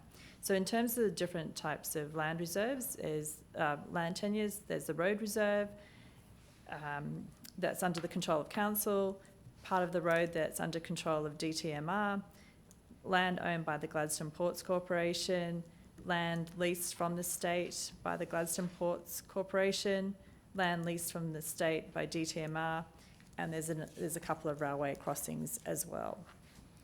So it is a variety. So effectively, just on that response there, okay, we could call it private land. When I read it as private land, I'm thinking it's private property, but you're dealing with predominantly other tiers of government, ourselves, and government-owned corporations. Okay, so Yes, it's government to that's government. Right. And so that's, while we've got the rights to be able to go in and access the pipeline when it's under our control, that's something that we've identified as a risk. It makes it very difficult for us to dispose of the asset as a going concern to another entity, because they would either need to get service provider status under the Act, or they'll need to go in and be able to negotiate access to the pipeline to be able to operate and maintain it into the future, and potentially pay leases on it as well. Understand that. Just my question in relation to economic development, it's a yes or no, it's a simple question. Yes, we have been dealing with the economic development specialist through this project, and also with discussions that we've had with other proponents that are looking to move into the area as well. Okay, so the thank two you. are contingent on each other. Yeah, thanks for that. You, Councillor Hanson, then Councillor Muscat. Thanks, Mr Mayor. Are we able to recover from Orica at the moment, which is the only user? Are we able to recover the whole amount of money that we're going to spend, or is it just a percentage? Or that's a pretty difficult question, I guess, at this stage. I'm just looking at Mark. I understand it is a cost recovery. It's cost recovery. Yes. And secondly, I'm not sure whether it's in here, I might have missed it, but the pipeline age and its asset life. You said it's in good condition now, but what is your estimation of life of the pipe? It's probably in here somewhere, I may have missed it. Page 6, is it? So we're looking at around 39 Oh, yeah. I see it years now. for Yeah, the thank pipeline you. itself. The valves have a slightly shorter life, but that's just the nature of valves and their movements that they require. But predominantly the expensive structures have around that 39-year remaining life. And that's just an estimated remaining life. Thank you. you, Councillor Muscat, then back to Councillor Goodluck, then back to Councillor Trevor. Thank you, Mr. Mayor. Thanks, Anna. I have a couple of questions, and I guess going on to what Councillor Hansen just said. So we on a cost recovery model in this situation, like Mark confirmed. Are we looking at changing this? Is this, I guess, as it was brought at the beginning, would we be able to make any profit out of this? Are we able to do this through legislation, or is it something that? I think Mark might be best to answer that particular revenue question.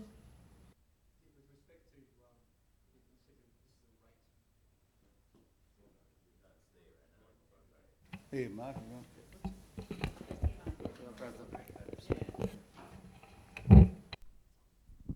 Yeah, so the cost for running this scheme are recovered through a special rate. So you can, and certainly it forms part of our water and wastewater business. So there, and that does operate commercially. Historically, it's been done on a cost recovery basis, not on a return basis. But that does include the recovery of capital, though, and through appropriate loan funding and the like. So we do recover the costs. It's the question of whether we haven't actually been charging a rate of return, though. Thank you, Mark. So I guess if we're worried about some of the capital costs or maintenance costs, then those ones will be covered by the future charges. Now, the second part of my question or reflection, it's obviously there's a lot of risks in operating facilities like these, but at the same time as I see the risks, I also see it as I guess it will be a lot more risky to have organisations that discharge this kind of waste into the system if we went to operate it. I think it might be a question maybe for Chris or someone in the environmental departments, but I guess would it be fair to think that we're probably best placed to own and operate a facility like this in which we can actually have that further control and make sure that nothing dangerous or gets discharged into, for example, the harbour or other places? So it's very typical of most of the local government services that we do offer. It helps to centralise essentially the service. It allows for one pipeline and one disposal location into the harbour, whereas if there are multiple proponents, each having to come up with their own trade waste solution, you might end up finding you've got multiple pipelines, which by its very nature can increase the risk because the likelihood will increase with more in different locations as well. In terms of whether or not, because it goes through our system, there's a greater level of control of what goes down the system, yes, we can do a monitoring program that we can recover those costs from as well. But I think it's really important to remember that before you can actually discharge into our trade-based facility, you will need to have your environmental authority, which is essentially your authority to cause harm to the environment. So that needs to be negotiated with the Department of Environment and Science, who are best placed to understand the risks to the environment and be able to put in place the necessary controls as well. And then going through the one system will allow them to actually understand how the different chemicals from the different trade waste from the different industries might be able to interact and what impact that then has on the environment. So there should be no unintended impacts on the environment. So, okay, so while there's risk to have a facility like this, and I guess, we'll come back into council's reputation if there's any issues, I see it as a riskier business not to have it. So I think that's kind of where I'm going with my thinking. Thank you. Before I go to Councillor Goodluck and Trevor, I think that would have been the thinking of the Calliope Shire at the time when they had the Tradeway facility. There would have been Minproc and Tycor and Orica, which would have then been ICI, and the idea would have been more than one user. It was made more sense for the council to facilitate it.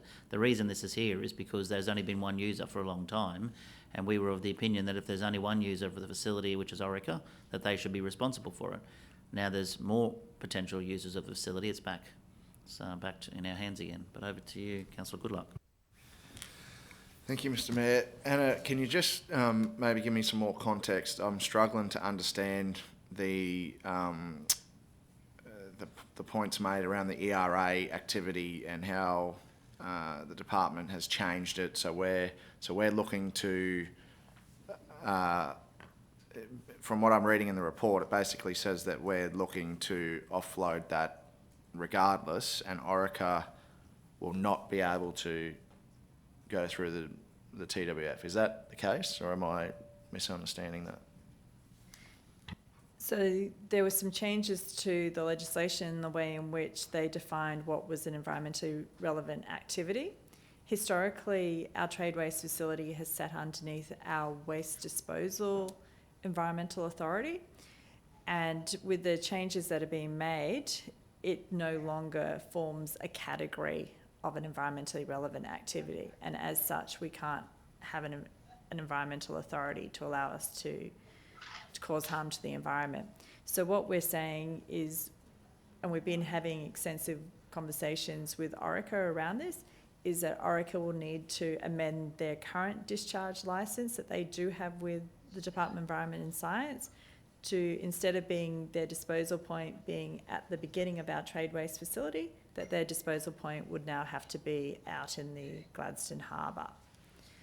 And then once they get that sorted, then they can freely use, or not freely, they'll have to pay a fee to use it, but they will be able to then use our trade waste facility to dispose of their trade waste. And that will take a little bit of time, and they have already started that process, I understand. Chris, do you want to add anything to that? Yes, morning councillors. So in terms of the licence and the permit, the current authority that we have for that facility is as Anna mentioned, is approved under our waste EA. So it's approved as a waste transfer station. So the waste transfer stations are typically physical, like in our waste space, so Gladstone and Agnes and those assets. With the change of the waste ERA frameworks over 2018 and 2019, there's actually no relevant ERA approval for the Yarwun Trade Waste as a facility. So we're currently going through the process of trying to surrender that current approval that we have. In terms of the impact of that from the department's perspective, and what needs to be changed is the release to the environment needs to be approved. So the current approval that we have and the way that that's been managed previously is via our approval. So the Orica licence that currently exists, there's conditioning in that permit to allow them to release to our trade waste facility and then our trade waste facility to the environment. So the change that's required is in the Orica licence to have the release to the environment permitted in the Orica licence. A condition of that would need an associated agreement between Orica and us in terms of that transfer. But that's what we're currently undertaking, and it's all around that release to the environment due to the changes in the waste ERA framework over 2018 and 2019. Thank you, Chris. I appreciate that. So it sounds like that's a workable, solution that can be reached there. The other question I had, from memory, we received a state grant. We upgraded this facility some 12 or 18 months ago, and I think we've just gone out to tender, if I'm not mistaken, for another substantial spend on this facility. Do we know how much we've spent on this facility in the last 2 years, for example? So the funding that we have and the works that we're doing is with the Yarwun trade waste, not the trade waste, the Yarwun wastewater treatment plant. Oh, sorry, that's... Yeah. So that's taking wastewater from a number of industries in that area, but it's more your domestic type wastewater. Yeah, sorry. So we haven't, apart from some fairly minor operating and maintenance expenditure, we haven't spent a huge amount of money on this particular facility. with some of the largest expenditures being repayment of the loan that we had to take on the facility in the first place, as well as depreciation expenditure. Thank you, my mistake, different facility. But the 400,000 or whatever we might need to spend to, do that work on the diffusers, etc., is that something that we then recover from the users of the facility? Yes, that's right. Yep. And we've been collecting money as well to be able to pay for these more significant maintenance events, because it is something that we do need to do on a regular basis. Thank you. Thank you. Councillor Trevor?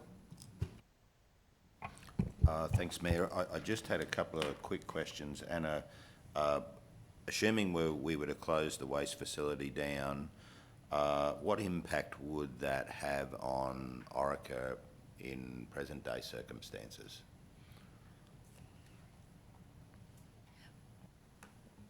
Well, when we go to close down the facility, we've got a couple of different options ourselves. One is just to essentially say that's the end, it's no longer operating, or we can dispose of it as essentially as a going concern. Under the Act, we would need to be able to, we'd need to either seek ministerial approval to be able to sell it directly to Orica, or would need to put it out to tender. We would then have difficulties around the discharge pipeline that runs from the facility out to Fisherman's Landing because of the different land tenures as well. So the person that was to buy the pipeline would then need to be able to negotiate lease agreements with the various landholders as well as it moves through, and to be able to gain access. So it would have could potentially have some quite significant impacts for Orica, depending on how it's disposed of, who ends up with it, and how they can then actually operate it, and what their charging regime would be as well. We would have no control over that. And just one final question. Other occupants out there, industrial users of land out there, what do they currently do with their trade waste, Anna?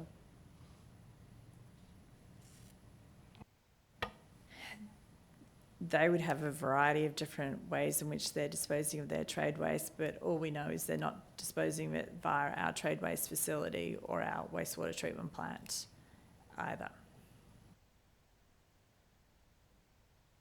And one final question. I think you indicated that if we were to continue operations of this facility and were required to unblock the blockages, the cost would be approximately $400,000. And is it true to say that that full amount will be recoverable from Orica, or is it an expense that council will have to incur to enable the facility to continue in the hope and expectation that other trade users as well as Orica would come on board? I might ask Mark to answer that one. Councillor Trevor, those costs have generally been recovered previously essentially as through essentially a loan and incorporated in the operating costs that are then recovered through. So if Orica is the only user, then they'll be making that payment. If subsequent users come on, then that cost will be shared at that time. Thanks, Mark. Thanks, Anna. Councillor Cameron. Anna, the way I see it, it's unlikely that this facility would be decommissioned. If it was decommissioned, would it have to be taken away and the associated infrastructure? If it was to be disposed of by decommissioning, it would be just a matter of essentially filling in the tank, the basins that are already out there. They're below ground, essentially like ponds, concrete lined ponds out there. They would be filled in, and invariably the pipeline will just be disconnected. Yeah, what about the pipelines themselves, or the pipeline? It would more than likely remain in the ground. Remain in place. Yep, and our asset register would identify it as being decommissioned, so that when people do their dial before you digs, it would come up as it's an asset. It is there, but it's got no value. Okay. if we decided that we weren't going to support this and go ahead with it, the most likely outcome would be offered to a private supplier. Is that correct? We'd have two options. One is to seek ministerial exemption to be able to offer it directly to Orica if they're the only proponents. But now that we know there are other proponents in, there may not be that appetite to do that. So in which case we'd have to tender it out to the open market, and a service provider may come in. Yeah, the outcome of that would be that the facility would still be there and would still be used by Orica and others. But the question is who owns it and who's responsible for it. So that's all we're really talking about here today, really, isn't it?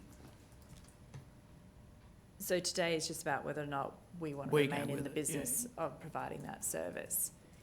If we were to dispose of it, we would actually be more than likely, the land that the tradeways, the tanks are on, is freehold land, so that could be something that we could sell outright, or another alternative is to be able to lease it. Sure. Yeah, I think, but the outcome is that that facility is not going to go away anytime soon. No, thanks. Yeah, Councillor Cameron, question. When we've done the pressure testing and obviously it looks like the pipes are in good condition, is it something we would consider for our CCTV camera footage to send that through and have a look as well? This has been a bit of a struggle that we've had in trying to identify a good methodology to determine the condition of the pipeline, because the pipeline is too long without any access holes into it. So it's too far for us to be able to put a CCTV camera down. We did look at different options of putting something down that pops out and diffuses, but then it'd be lost to us. One of our recommendations is to actually install pigging points, and which will allow us to be able to pig the line, which is another great way to determine the condition of it on the inside and to give it a nice fresh surface as well. What realistically, there's probably, it's either, I'm picking up what Councillor Cameron was saying as well, if council doesn't operate this facility and there's more than one user, then someone else is going to. The Department of State Development isn't one option for this, being businesses in the State Development area that will be using the facility. Mark might have some more history on it, but my understanding is that it was essentially gifted to council to, well, not gift it, that's probably the wrong word to use, but it became council's responsibility to provide the service back in the day. My understanding is what was touched on earlier, Mayor, and through your words, was that it was entered into by Calliope, but with the Department of State Development at the time, or it's similar thing to essentially encourage development of that land by multiple users who may want to just use that facility. The state weren't involved at that point with a more state development perspective. Can't imagine state development wanting to manage it, which is why I get it, why the Calliope took it on, and probably the most appropriate authority to manage it is the council. Councillor Goodluck, did you have another question? No? Thank you, Mr. Mayor. I think for me, this facility, there's probably no one better positioned, as you rightly just stated, Mr. Mayor, to handle this sort of facility than local government. We'll make sure it's all done absolutely to the best standards. If I look at the risks and opportunities assessment, the biggest concerning one to me there is, failure to attract new industry and loss of existing industry, which is massive for us as the Gladstone region when we openly consider and tout ourselves as the industrial capital of Australia. And then in the same light, the opportunities there are to enable existing infrastructure and attract new industries and new proponents. On top of that, we've got a situation where it's a perfect collaboration between local government and industry, where it's a cost recovery basis, and council is undertaking this this work on behalf of our community, on behalf of our industry, at the expense of industry, to make sure everything's done in the best way that it can possibly be done. So I think I supported the previous resolutions, but in light of new information, I'll be happy to move option 1 and the officer's recommendation. Thank you, Councillor Goodluck. Seconder, please. Do you have another question, or is there a seconding? I was going to move the officer's recommendation, but I will gladly second Councillor Goodluck's. You move Councillor Goodluck, seconded Councillor Hanson. Any further discussion? I'll put the motion. All in favour? Motion's carried. Thank you, councillors. We'll just do one more item, then we'll break for morning tea. I'd like to move to item G 3.2, which is the RADF 2020 AGM and 2019-20 round 2 assessment. And I note councillors Muscat and Goodluck are leaving the chamber. Thank you. Just before they depart, Mr Mayor, there was a request, I think, from Councillor Goodluck. I noted it. Whether you wanted to separate them, you can deal with the lot in one. I think we just deal with them in one. Right, thanks. Unless councillors want to separate, we'll... No, that's fair enough. No, they're both leaving, so they didn't seem to wish to pursue that. Thank you. Over to you, Kylie. Thank you, Mr Mayor and councillors. Today we're just talking through our round 2 RADF funding report. As councillors know, but for those listening at home, RADF is a collaboration between the Queensland Government and Council, and we receive around $60,000 from Queensland Government for this particular initiative. 12 applications were received for round 2, which was very positive. 9 applications from those 12 were successfully assessed at a total project value of $214,309, with a RADF investment of $75,654. 3 of the applications were unsuccessful, requiring further information and program development. Very comprehensive feedback will be given to those applicants with a view on resubmitting those applications at a further round. In addition to the applications, there's a few strategic projects that have been delivered under RADF, including the Take Part Act 2, which was a pop-up series of art projects that connect the artists and our community, and also a series of community and committee training, which consisted of 4 videos that are hosted on Gragham's website. I invite you to go and check those out. They're quite good. In addition to our report, we've also held our annual general meeting and welcome a very skilled incoming committee of 11 members. Their skills include visual arts, cultural development, disability, theatre, festivals, events, connecting with community sectors, dance, multimedia, new media, TV and film. I can also confirm that Councillor Glenn Churchill was again appointed as our RADF chairperson. Thank you, Councillor Glenn. And just while we're here, just thank you to the outgoing committee members. It is a voluntary committee and we really did appreciate the work that the assistance that they provided. In addition to the applications, you'll also note the recommendation does ask for endorsement of outcome reports, which were for 8 of the RADF projects that have been previously funded. Through the Mayor, Councillor Churchill, would you like to add anything to that particular report? I think you've covered it exceptionally well, General Manager. Thank you, Kylie. Unless, of course, there's any questions that might be forthcoming that that need to be clarified, but sure. Everything's good. Is that moving that off recommendation? Yes, I will, Mr Mayor. Congratulations to the team and congratulations, Councillor Churchill. Great assessments, and thank you very much for the work put in the background by the committee, and I'm happy to move the officer's recommendation. Excellent, thank you. Seconded, Councillor Cameron. Any further discussion? I'll put the motion. All in favour? The motion's carried. Thank you. We'll now break for morning tea and we'll be back shortly.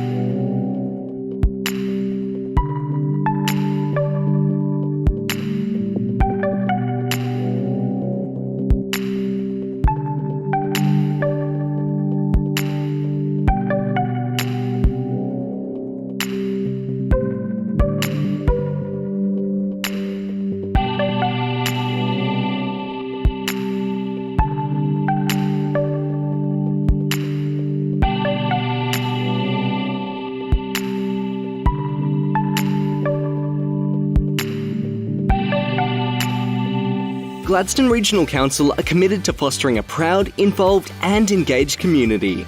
The Gladstone Regional Council Community Investment Program provides financial support to local community initiatives, projects and events which promote community connections, regional enhancements, community celebrations and community education. For more information on the Community Investment Program, visit gladstone.qld.gov.au. Gladstone Regional Council. Connect, innovate, diversify.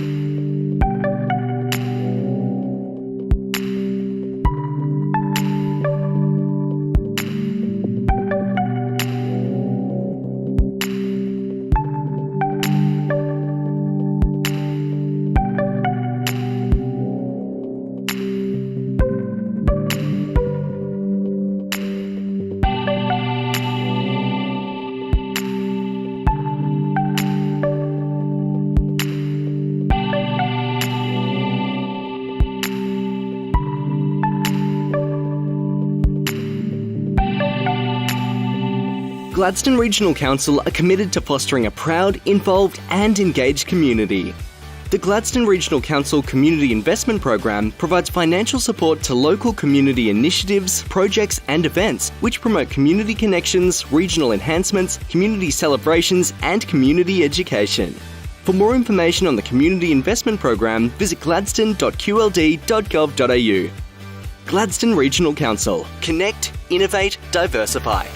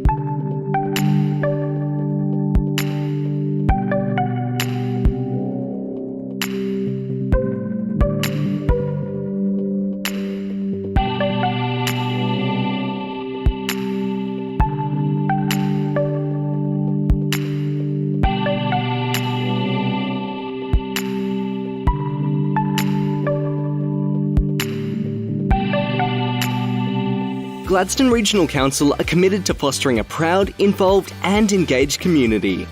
The Gladstone Regional Council Community Investment Program provides financial support to local community initiatives, projects and events which promote community connections, regional enhancements, community celebrations and community education.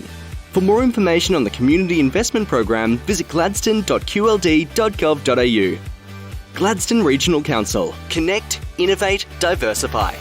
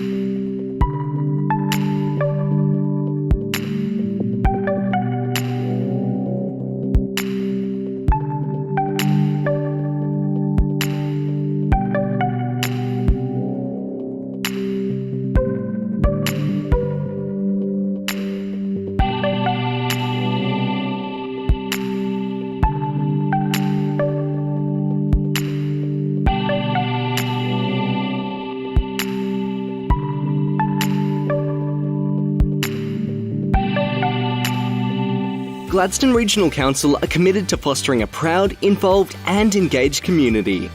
The Gladstone Regional Council Community Investment Program provides financial support to local community initiatives, projects and events which promote community connections, regional enhancements, community celebrations and community education.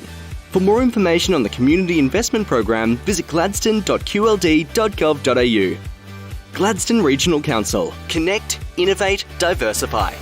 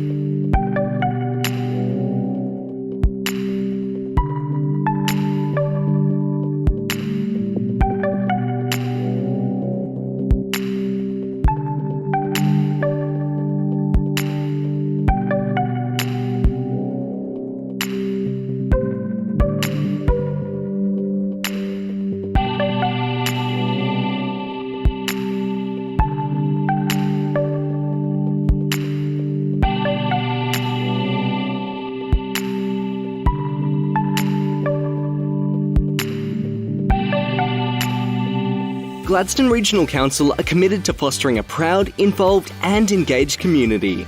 The Gladstone Regional Council Community Investment Program provides financial support to local community initiatives, projects and events which promote community connections, regional enhancements, community celebrations and community education. For more information on the Community Investment Program, visit gladstone.qld.gov.au. Gladstone Regional Council. Connect, innovate, diversify.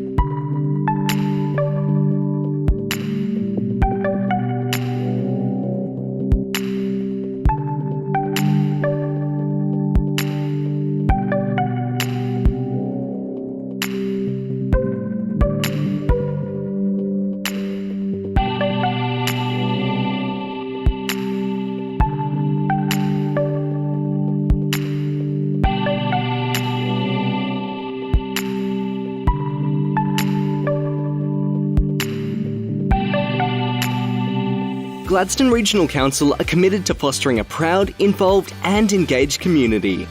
The Gladstone Regional Council Community Investment Program provides financial support to local community initiatives, projects and events which promote community connections, regional enhancements, community celebrations and community education. For more information on the Community Investment Program, visit gladstone.qld.gov.au. Gladstone Regional Council. Connect, innovate, diversify.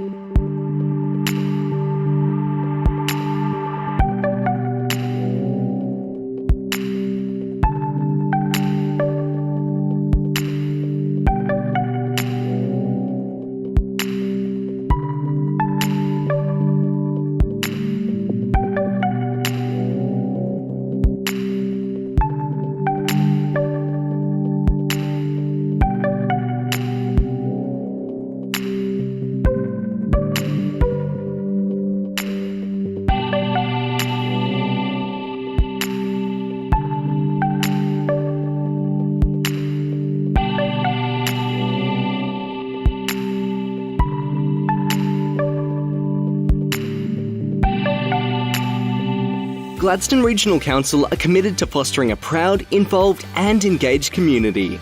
The Gladstone Regional Council Community Investment Program provides financial support to local community initiatives, projects and events which promote community connections, regional enhancements, community celebrations and community education. For more information on the Community Investment Program, visit gladstone.qld.gov.au. Gladstone Regional Council. Connect, innovate, diversify.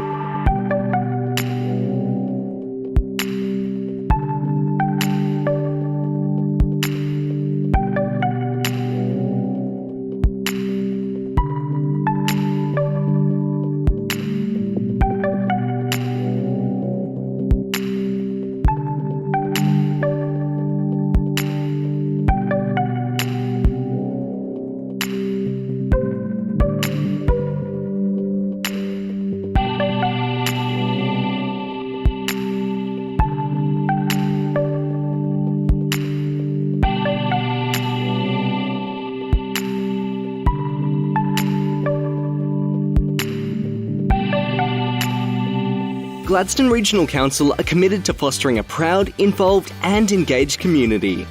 The Gladstone Regional Council Community Investment Program provides financial support to local community initiatives, projects and events which promote community connections, regional enhancements, community celebrations and community education.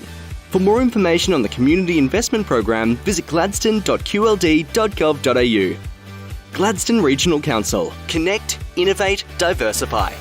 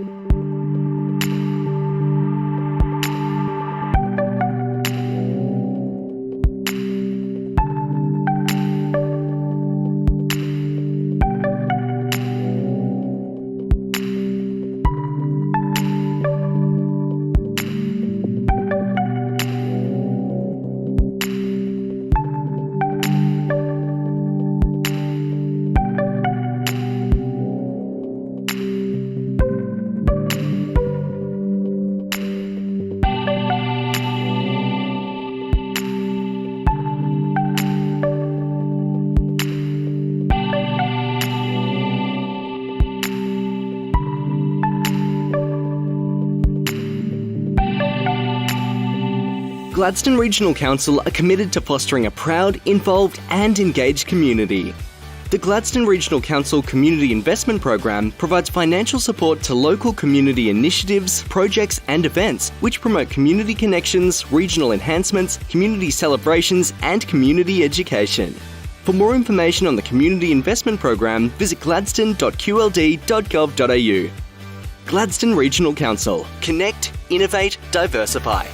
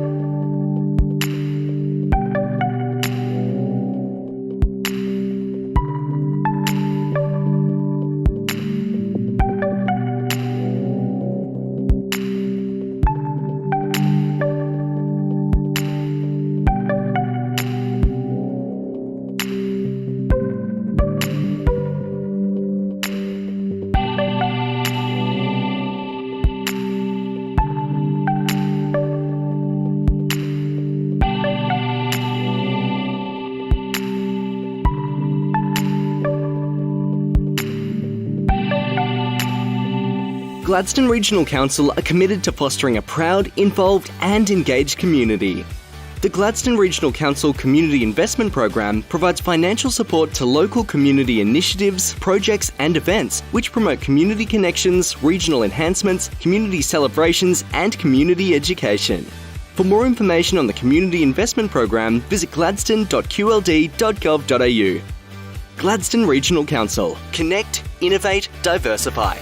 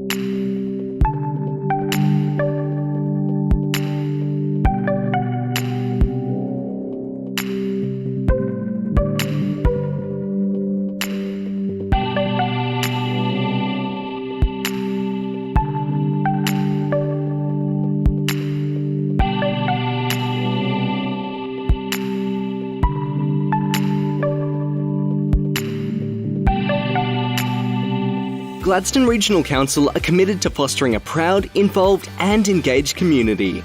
The Gladstone Regional Council Community Investment Program provides financial support to local community initiatives, projects and events which promote community connections, regional enhancements, community celebrations and community education. For more information on the Community Investment Program, visit gladstone.qld.gov.au. Gladstone Regional Council. Connect, innovate, diversify.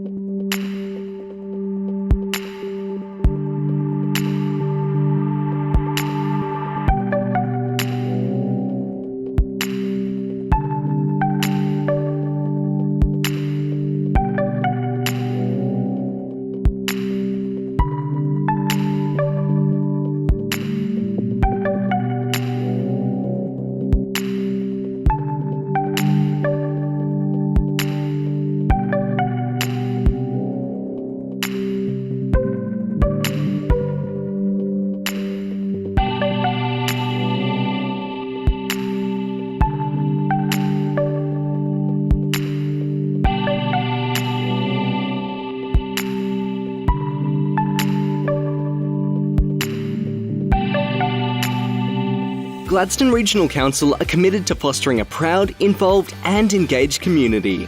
The Gladstone Regional Council Community Investment Program provides financial support to local community initiatives, projects and events which promote community connections, regional enhancements, community celebrations and community education. For more information on the Community Investment Program, visit gladstone.qld.gov.au. Gladstone Regional Council. Connect, innovate, diversify.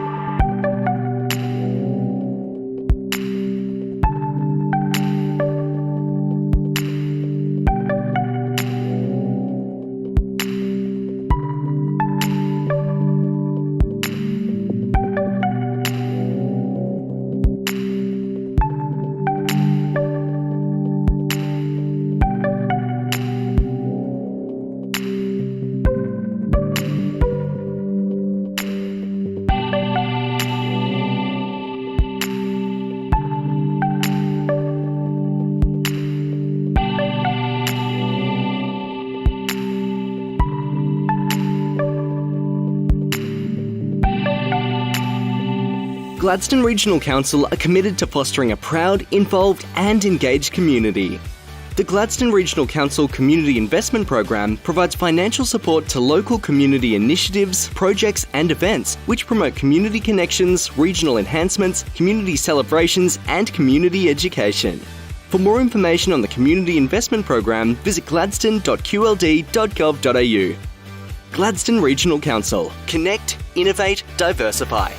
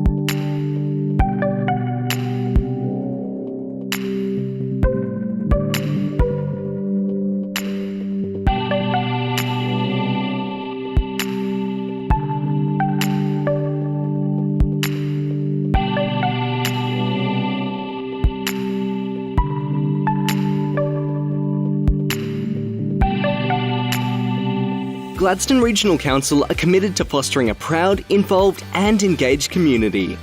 The Gladstone Regional Council Community Investment Program provides financial support to local community initiatives, projects and events which promote community connections, regional enhancements, community celebrations and community education.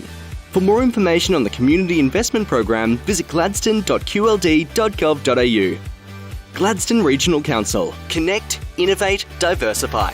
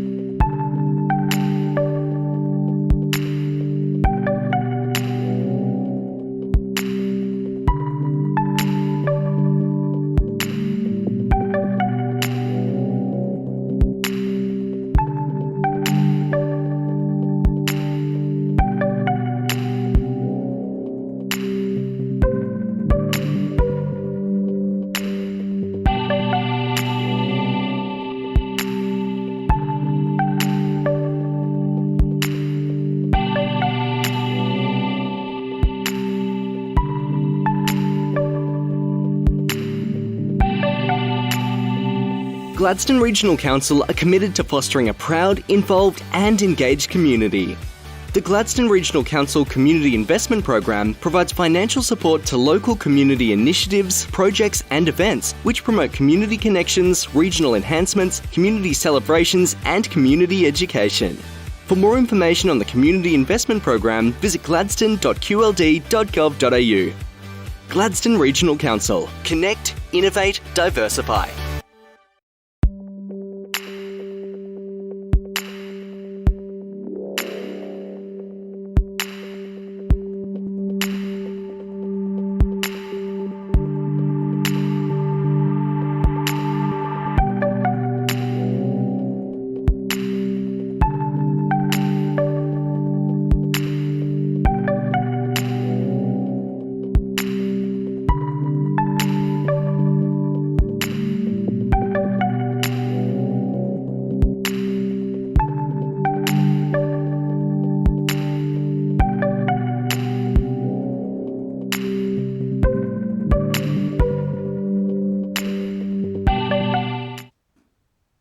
Well, thank you and welcome back. The next item on the agenda is item G 3.3, which is new fees and charges, events and entertainment. And I'll hand over to the General Manager of Finance, Governance and Risk, Mark. Thank you. Morning, Mr Mayor and Councillors. This report is with respect to establishment of 3 new fees that are proposed with respect to services that we weren't contemplated during the establishment of the fees and charges for the financial year 20/21. So 2 of those are with respect to our live streaming and video conferencing packaging, now that the Entertainment Centre is looking at expanding that offering out to the public and looking at making sure that we set our fees there in line with industry rates. The third line there is about making some additional space at our Calliope Community Centre available for hire now that one of the leases has expired in that space. So happy to take questions. Thank you. Councillors, questions or a mover, please? Happy to Councillor? move the officer's recommendation unless there's questions forthcoming. I think it's a great step forward. Terrific. Move, Councillor Churchill. You're seconding that motion. Councillor Goodluck. No further questions. Put the motion. All in favour. It's carried. Thank you. The next item on the agenda is G 3.4, which is a request to consider waiving adopted infrastructure charges associated with development application 38/2019 for material change of use of premises for bar and indoor sport recreation located at 25 and 38 Yaroon Street, Gladstone. I'll hand over to the General Manager of Customer Experience. Thank you. Thank you very much, Mayor. Good morning, councillors. As foreshadowed by the title, this is a request to consider waiving totally the adopted infrastructure charges associated with this development. This is the development of the Central Lane Hotel, including the main building, several summer motel rooms, and it's currently used for staff accommodation and car parking. There is a credit applied to the calculated infrastructure charge based on its current use. So the actual infrastructure charge as it's calculated would come in at around about $221,000. There's a credit for its current prior use of $137,000, leaving a infrastructure charge of around about $84,000. This development would be successful with an application for the infrastructure charges rebate scheme, which would reduce that further to around about $42,000. The applicant is asking for a reduction to 0. The reason for the request are included in those attachments. Obviously, we know that the industry is doing it a bit tough through COVID. There are a number of factors that have been raised to give you a reason for doing this. We don't have, as officers, the ability to agree with this or to recommend it, as it's out with the resolution, and there's no policy to allow us to make that delegated decision, which is why it is with you. Further, this hasn't been tabled, but the applicant has asked us to raise the fact that there's a further piece of bad luck, as he put it, that's been encountered in that there's been asbestos found as part of the renovations, which has incurred a significant additional cost to the development. And he states that if we were not to reduce to 0 the infrastructure charges, it would make further redevelopment unviable. Thank you, Mark. Questions to the General Manager, please. Or Councillor Trevor, yeah. Thanks, Mark. A couple of questions. So, if I understand the report, regardless of the decision today, if the applicant applies, he can still get or they can still get a reduction of 50%. Is that right? So the current infrastructure charge is $82,000. If, regardless of today's decision, they make an application for a reduction of the infrastructure charge, it reduces automatically by 50% if their application is successful. That's correct. And is it likely to be successful? Yes. So what we know is that if they take the step of applying, they're going to save themselves $42,000. Is that right? Okay. Thank you. Councillor Branthwaite. Thank you, Mr. Mayor. I just, on a sort of a positive note, I'm actually one for thinking of no infrastructure charges at all, mainly because the likes of the development on this sort of scale for this facility, no one's doing anything like this around, especially in the CBD. It's going to be a good attraction for for activity in the CBD. Obviously with the 10-pin bowling lanes in the upper floor, it's probably an experience that probably all of us would probably enjoy, and it's going to add obviously jobs to our community and a new vibrancy to the community as well. As for hearing that just now that there's asbestos in the building, and obviously there's some real hurdles and challenges to get through this. I think it's not unreasonable to ensure that we actually make sure that this project does go ahead as what it can bring to our economy in the CBD. So, yeah, I'd be pretty much leaning towards approving the applicant's request at the moment. Thank you, Councillor Branthwaite. I go to Councillor Muscat and then Councillor Churchill, and good luck. Councillor Cameron. Thank you, Mr. Mayor. Thanks, Mark, for that. I have to disagree with Councillor Branthwaite. I understand that we have infrastructure charges, which are obviously disclosed, and the applicant knew. I understand the hardships that businesses are going through. That's why we have a 50% rebate scheme, which they are eligible for, and I will be very happy for them to take advantage of. Now, I'm not sure how much this redevelopment is costing. I think it's a great idea. I don't think it's not really our job to judge whether a development is good or, well, this kind of development is obviously a good thing for our community, but we're not in the business of operating this type of things. So, and our ratepayers, we have the responsibility to look after the funds of the ratepayers here. So, and we made the decision to have a 50% rebate scheme for this type of activities. So, I'm not sure how big this redevelopment is, how much it cost, but I will assume that it cost a fair bit of money, and I congratulate the developer for taking this, this further. But we're talking about a $42,000 infrastructure charge. So if after the 50% rebate applies. So I find that very hard to understand how in a redevelopment of such a big scale, $42,000 is, that it will, if we say no today, that will stop them from furthering their work. So I understand that people will always try to, I guess, pay less, but we have an obligation to to our, I guess, to our network and to the services that we provide to have them to continue be maintained and operated, and we need those charges to come in for all developments. So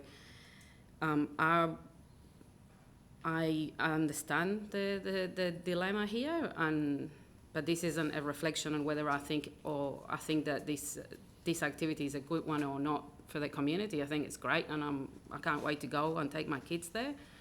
But we are already applying a 50% rebate to this application, and I think that's actually very good and very fair to the proponents and to the community and ratepayers.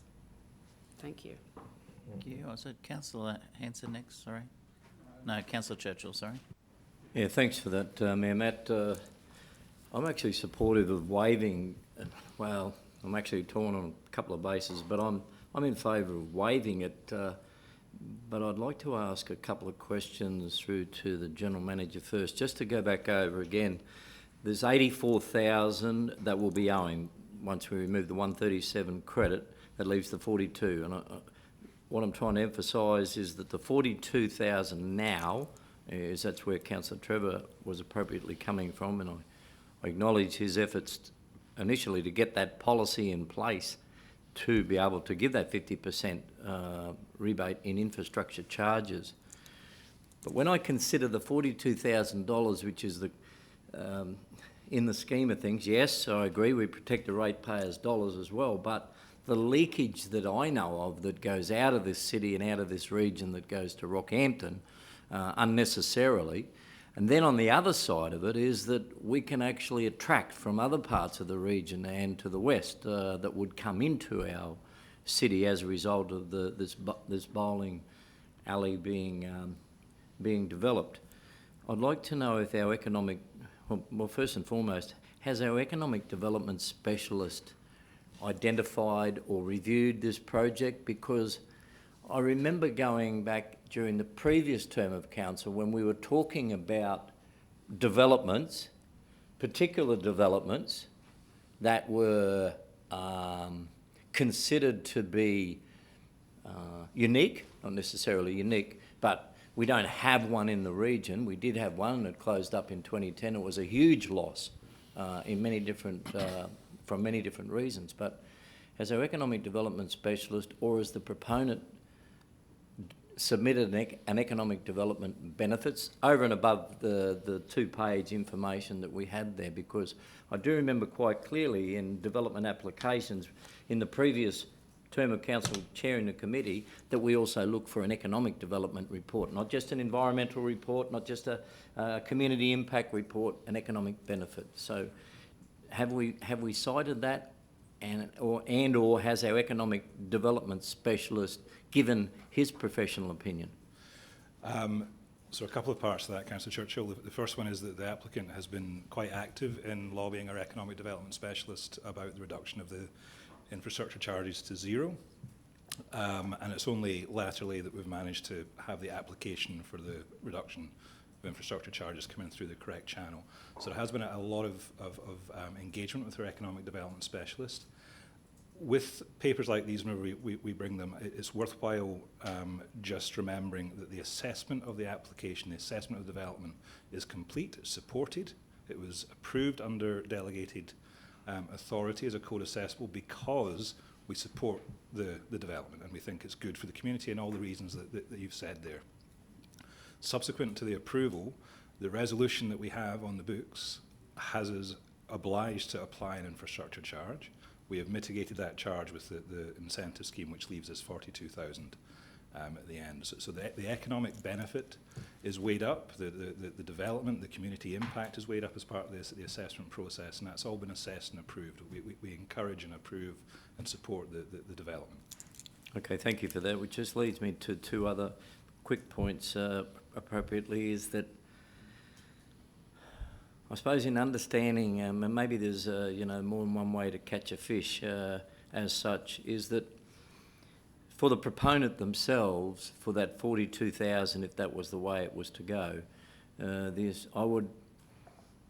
I could speak with confidence that the Australian Taxation Office would provide a benefit, and or is the Australian government likely to provide any benefit for these type of projects post-COVID in the business world? I couldn't speak to that, Councillor Churchill. Through you, Mayor Matt, is there anyone that could give me some advice on that in relation to the ATO or the Australian government? Because I actually want to offer another opportunity or an idea, innovative idea. I could get the ATO on the phone for you if you like. But no, I don't think you need to ring the ATO. I understand. No one in this room's All right, well, maybe there is. Maybe there is. They'd have to seek their professional advice if that was to be the case. Have we ever, in these circumstances, considered if they were compelled to pay the $42,000, that it could be done as part of a rating account for the next 10 years? Well, whether it's a rating account or not, we can enter into terms for the payment of this over a number of years. It need not be paid full whack straight up. There's the opportunity for us through Mark's team to enter into an agreement which would allow a staged payment of this. I'm actually arguing against my position at the moment because my position is to clarify it. But if it's going to go the other way, remember one of our key priorities is to connect, is diversify. That's second one, and the other one is to be innovative. So is there any statute of limitations on how long such a, through you to, I suppose, to our General Manager of Finance, is there a statute of limitations in the negotiated outcomes on a $42,000 figure? I would defer to Mark in this one. Generally, with the infrastructure charges for larger developments, it's staged along with the completion of the development and through the currency period of that. But certainly, Mark's team would be able to enter into terms for an infrastructure repayment or scheme which would be beneficial to both, I think. Is it a 1 year? Is it a 2 year? 5 year? If we are able to negotiate that? Yeah, look, they can be negotiated on an individual basis, so that we haven't got a standard in that space. So it does work through in entering into one, and we generally try to tie it to the land use and be cognizant of any risks that might exist with that. You know, so if it's quite a stable land use that's going to exist, you might be interested in going a longer term. But that'll look at that, and it goes with, and if there is any default, then it generally will go on the rate assessment. Okay, thanks very much for that. I hope for the sake of $42,000 that the project doesn't fall over. Thank you. Thank you, Councillor Churchill. Councillor Goodluck, then Councillor Cameron. Thank you, Mr. Mayor. I think you have to understand that infrastructure charges are not just a made-up cost. They're not just a cost that council plucks out of thin air and thinks, oh, we might charge people this much. They're an identified cost under the local government infrastructure plan, and that it will cost council and ratepayers to provide that infrastructure in the long term, and somebody has to pay. So it's we have to look at infrastructure charges from that perspective. I'm all for process, but at the same time, council has an ability under the Act and whatnot to make decisions outside of our formal process. And I think for me, given that this is $42,000, it's a unique attraction, and we've got a point in time where we've been smashed. I'd love to see this facility come to fruition. So I'd be happy to make a consideration for reducing the infrastructure charges to zero in this particular case. Thank you. Councillor Cameron. Thank you, Mayor. Mark, do we know what the total value of this project is? I was trying to look that up. I don't have that to hand at the moment. It may be on one of the attachments, but I don't have it to hand. Yeah, okay. Bit hard to sort of make an estimate of what it's going to work out, but I just threw a figure in there of, say, if it was $500,000 what they're looking at, the saving of that infrastructure charge would represent just a bit over 8% of the total project. If 8% of a total project is going to ruin it, I dare say the viability is questionable in the first place.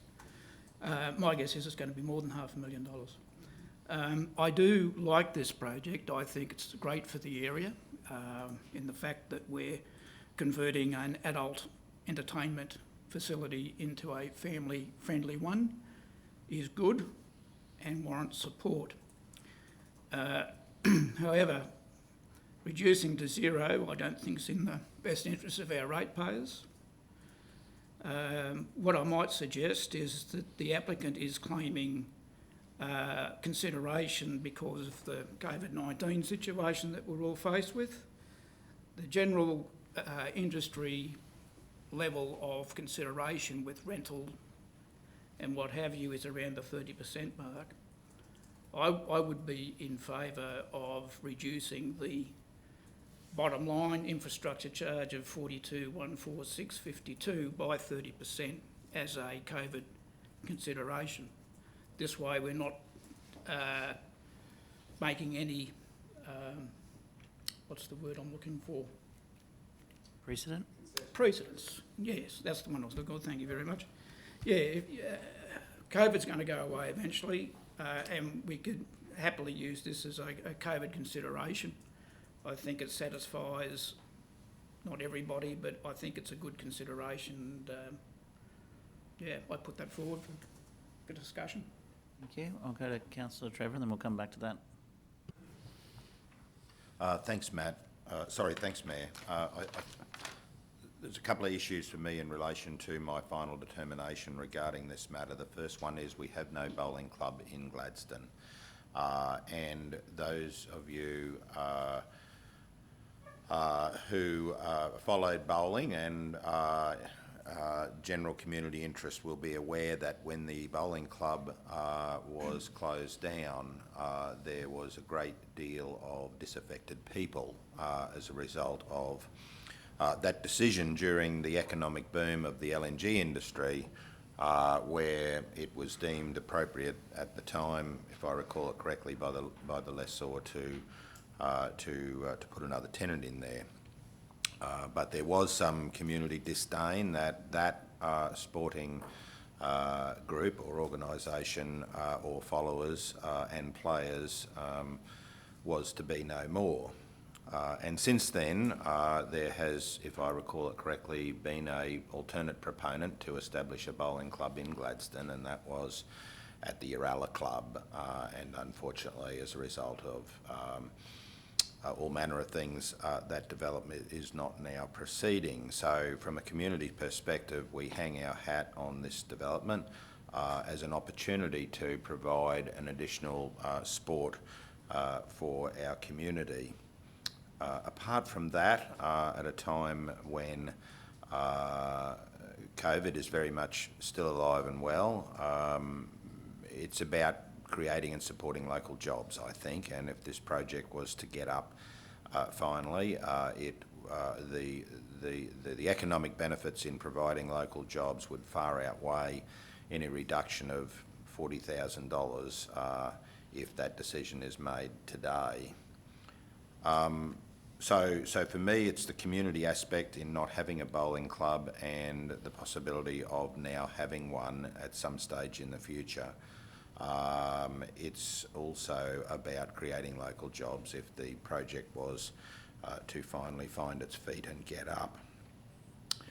Given that there are no proponents that I'm aware of who will, in the short term or long term for that matter, look at the prospect of establishing another bowling club in our community, which a lot of our community members would love to see happen. It's certainly a concern to me when a developer mentions that further concerns in relation to the project are that asbestos has been found, which only complicates matters, of course. But I was interested just generally, Mark, and specifically in relation to this project to source out some further information in relation to the commentary in the report where it said, should council apply its discretion against officer's recommendation and decide to consider this option, the calculation of additional demand placed upon infrastructure, trunk infrastructure that will be generated by the development will fall for council to cover. And I wondered, just generally speaking, when there's a redevelopment in our community, do we look at what the previous what the previous activity was on the block and what the new activity, because if I put this one into perspective, I see lots and lots of people turning up to that establishment pre-COVID, and perhaps equally the same or less, because it's will not be a place to drink upstairs anymore, I just find it hard to see where we're going to be involved with having to incur cost as a result of additional trunk infrastructure, when in fact we're probably reducing the trunk infrastructure as opposed to increasing it, because in a project such as this, it's probably less trunk infrastructure required than what the previous purpose was, if you know what I'm saying. So I wondered whether we just, cookie cutter this and say, well, look, there it is, that's what it's likely to be, or whether we analyse it and go, well, hang on a minute, the previous use was this, we're now looking at this use. The trunk infrastructure with the new use is likely to be substantially less, so therefore, there should be a dispensation in relation to this additional demand placed upon, allegedly, trunk infrastructure. And I just raise that as a general point in future considerations of redevelopments as opposed to new infrastructure, because I find it hard to work out where this additional trunk infrastructure comes, where in perhaps this case there's going to be less demand on the trunk infrastructure because the purpose has completely changed, and the volume of people, despite the fact that it's probably going to be successful, is likely to be less. And the hours of operation are certainly going to be different. There's all manner of things that can perhaps skew the trunk infrastructure demands upwards or downwards. That's all I look at it, mate. But as I say, no bowling club in Gladstone, dispensation of 42,000, a community which would love to see this happen. There's obviously the CPD advantages and stuff like that. Jobs, if this can go ahead, local jobs. And of course, when I originally spoke this morning to GAPDL, I indicated at the time that the community, to a large extent, has come out unscathed. But I also said at the time that where we have really hurt is with our pubs and clubs, which basically operated under a complete shutdown. So, I can understand as a business person of over 35 years the impact that a closure would have on someone's business. For some months, it's a horrendous. The amount of loss would be significant. That's my view. So any argument from the proposer in relation to can you look at the dispensation in relation to the fact that COVID hit quite badly, particularly with pubs and clubs, of which this proponent is one. I can understand as a business person the amount of loss that particular organisations and other organisations in that industry in Gladstone would have suffered, because of all of them. Of all of them, I think they were the ones that were impacted the most. And we've only got to sort of turn the wheel and think about that and how our clubs and pubs were closed down. And nothing happened, whereas fortunately a lot of other businesses were able to continue, some to a large extent unaffected.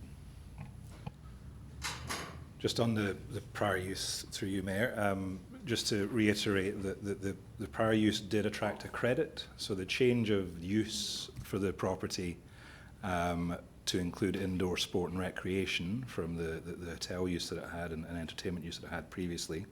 The infrastructure charge was calculated at $221,000. The credit for the existing use was applied at $137,000, which left the $84,000 balance in that charge. which then would be reduced to 42,000. But I agree with you, Councillor Treble, that that industry was uniquely affected and affected more than most. We've seen that with our environmental health team going out and helping these places reopen, that they've been doing it very, very tough. Thank you. Councillor Hanson. Yes, I'm a little bit torn on this one with the arguments going around, and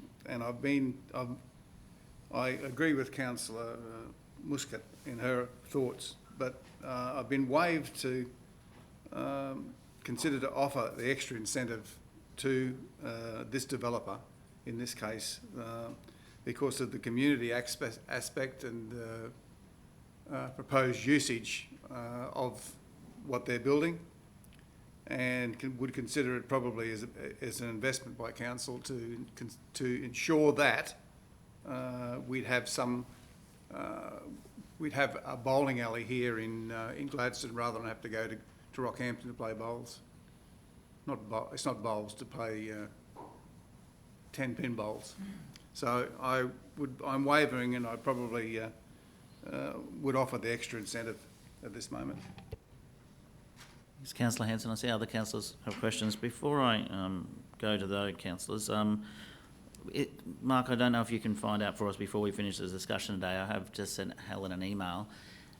Picking up what from Councillor Trevor says about a bowling club, in order for it to be a bowling club, it has to be 60 feet long, and needs a 15 feet run up, those sorts of things, certain widths, gutter widths. Can we find out that if we're offering an incentive for a bowling alley, that the actual club can compete on it? It's not going to be like one of these fancy ones that are near a movie cinema in Brisbane somewhere where they're half the size and they're more for family fun.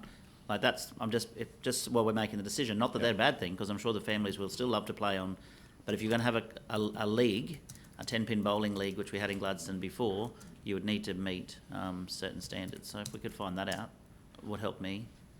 I'll try and do that now. With that information. Thanks. Councillor Churchill.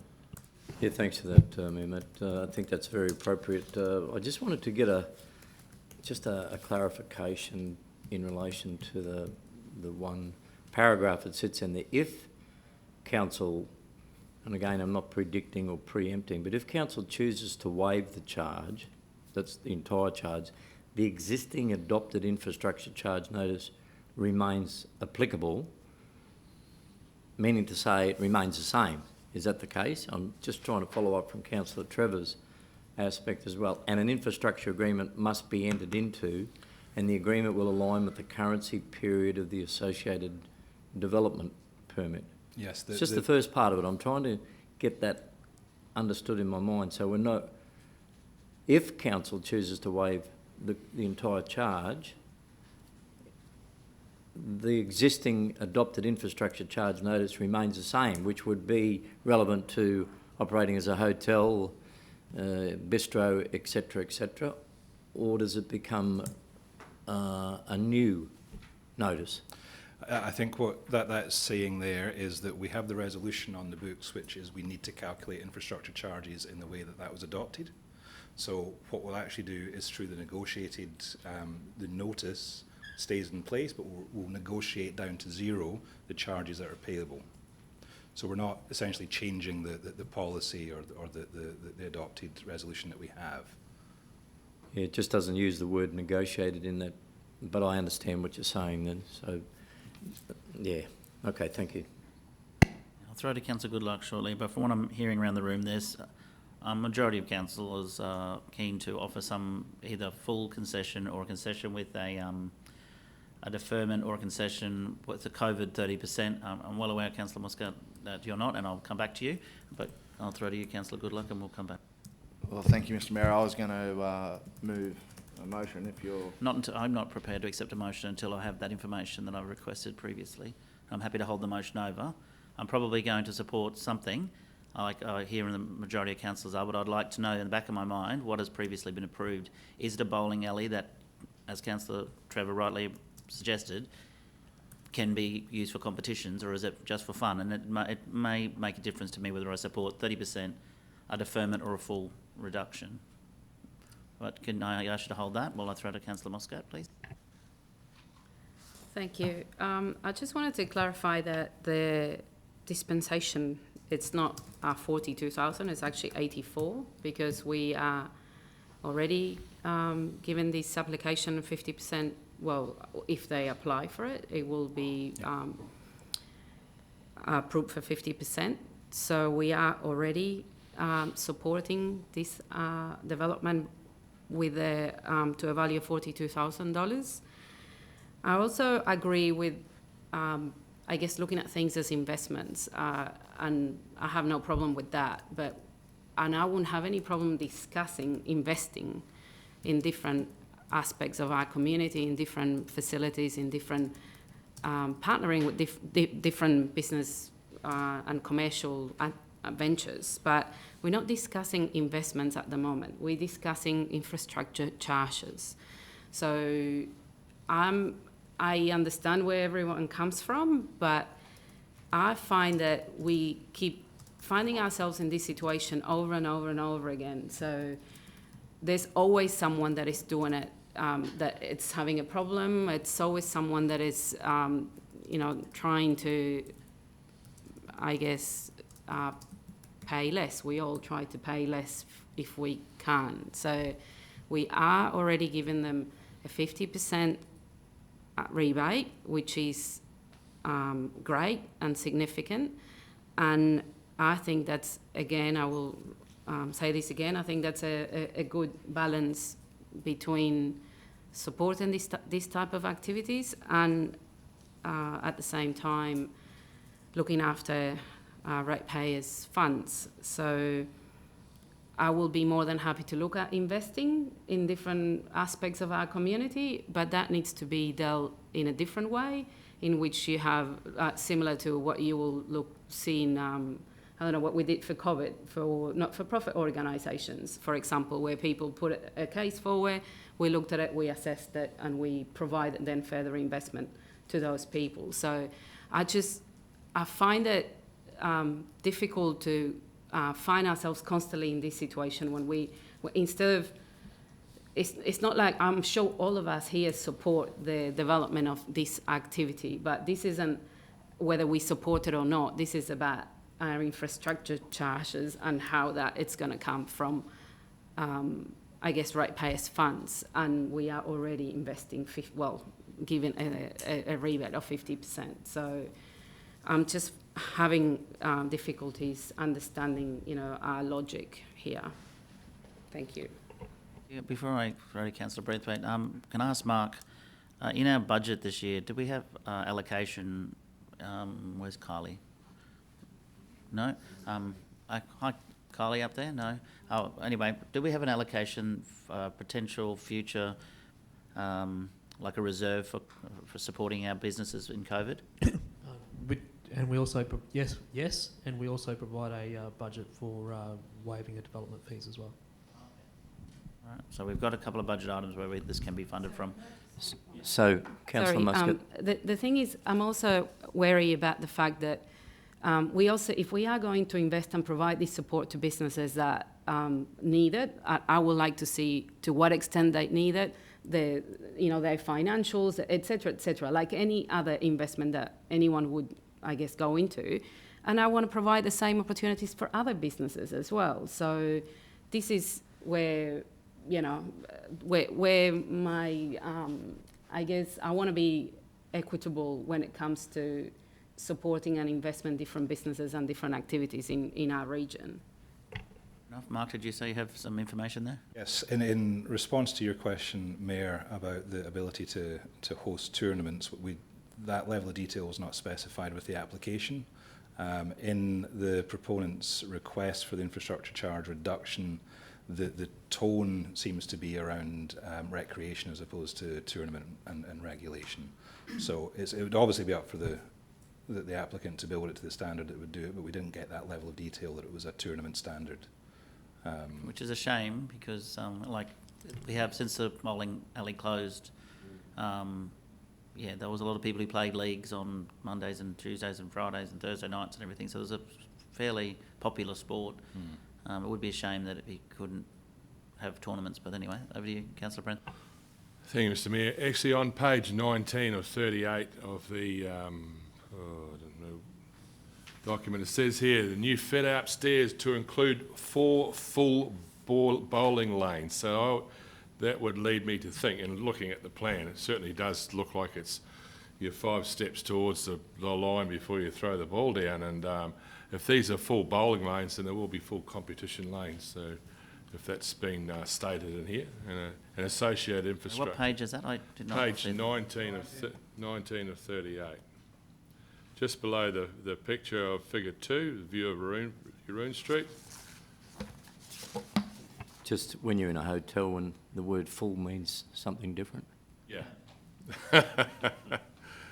Yeah, like, you know, I really do think we're talking, you know, multi-million-dollar investment here by the developer and the owner. You know, you're looking at $3 and $4 million worth of material here, possibly even more. So it's pretty solid. It does say that. Thank you. I'm thinking that is part of the officer's report, not necessarily a commitment from the developer themselves, but that's okay. It sort of helps me a bit. Thank you, Councillor. Good luck. Are you prepared to accept a motion now? I'm prepared to accept a motion now. I'm still hearing differing opinions around the room, but let's hear your motion. I respect all views around the room, Mr Mayor, but in light of, you know, I'd love to see this particular facility go ahead. It's a small investment or concession from a council perspective in a one of, if not the greatest, times of economic challenge that we've seen in living memory. So I'm usually a stickler for our process when it comes to infrastructure charges, possibly more so than some others. But in this particular case, I'm happy to grant this request. So I'm happy to move a motion that is option 2, that we approve the applicant's request and see how we go. Thank you. Is that seconding Councillor Branthwaite? Thank you. We have a mover in Councillor Goodluck, seconding Councillor Branthwaite. There's still time to have more discussion. Councillor Churchill? No, I'm fine, thank you. Okay. Any further discussion? No. If not, I'll put that motion that we go with option 2, which is to waive the entire infrastructure charge. Put the motion. All in favour? Those against? The motion's carried. Thank you, councillors. We'll move to the next item on... Excuse me, Mr Mayor, can we just record reasons for that decision? Yep. As usual. I was trying to capture Councillor Goodluck. You might be able to summarise. Thank you. I think I said, given that it's a unique development that we don't currently have in our region, and due to, what was the words I used? The you could joke an impact on COVID concessions if you wanted. The great economic impacts to this particular industry. Something along those lines. Okay, thank you. Don't need to mention COVID. Okay, that's enough. Okay, next item on the agenda is G3.5, which is Miriam Vale Water Security, and I'll hand back to the General Manager of Customer Experience. Thanks, Mark. Thank you, Mayor. This paper provides an update on the supply and security of water to Miriam Vale. Councillors will be very well aware of the difficulties we had with drought declaration and the supply of water to the township of Miriam Vale. The paper includes some background about what we've done to restore that. In August last year, we came to Council to update you on the severity of the situation and also to ask you to allow us to impose restrictions for that. Now, technically, it's a little bit of a misstep in terms of governance on officers' part and probably on my part, in that the drought management plan that we work under didn't actually require Council to make a decision for that, but given the community impact, we wanted to bring it to you. But the authorisation provision is delegated to the Chief Executive Officer as the chair of the drought management team to impose that, and that allows us within the Water Supply Act of 2008 to restrict the volume of water taken or the hours or the way water may be used on premises So that's the authorisation provision. We did bring that to you for decision, so we are left with a resolution on the books which still has the township and the area under restriction, and that restriction is at 125 litres per person per day. The community responded terrifically well to our engagement and the difficulties they were under, and as soon as we engaged with the community to tell them the difficulties with their supply, it was an almost immediate reduction in their usage to where we needed them to be, and most properties were well below even the 125 litres per person per day level. Since we have better rainfall, as the paper says, we are still drought declared. The usage has crept up. We have been very happy to say we've managed to restore our supply through some significant work that was undertaken between our operations and strategic asset performance teams to get the supply back on the road, rather off the road since we were carting water. But that is now in place, and we've got a good secure supply of water in there. While we are still drought declared, we are not out of the woods necessarily, and we need to be cognizant of the fact that what last year proved was there is some volatility in the continuity of supply through the creek, and unless the hopes are we receive a significant amount of rainfall through the predicted La Nina coming later in the year, but we may need to reimpose or vary the restrictions.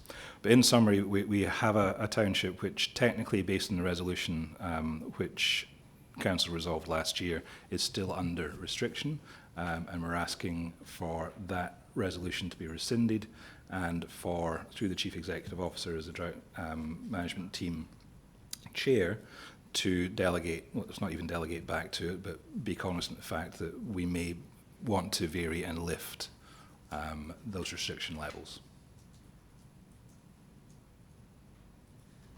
Okay, I'm happy to lift the restrictions. Only question is about providing the decision to the Drought Management Committee to remove or relax restrictions.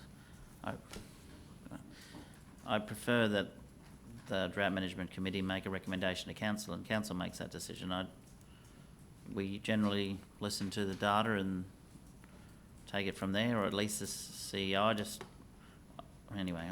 I would hate to be reading about it, I was going to say in the Observer, but you don't read about anything there anymore, online, and find out that that a Drought Management Committee have implemented restrictions in a township. I know you're not going to leave us out of the loop, but I'd prefer that we had some sort of involvement in this process.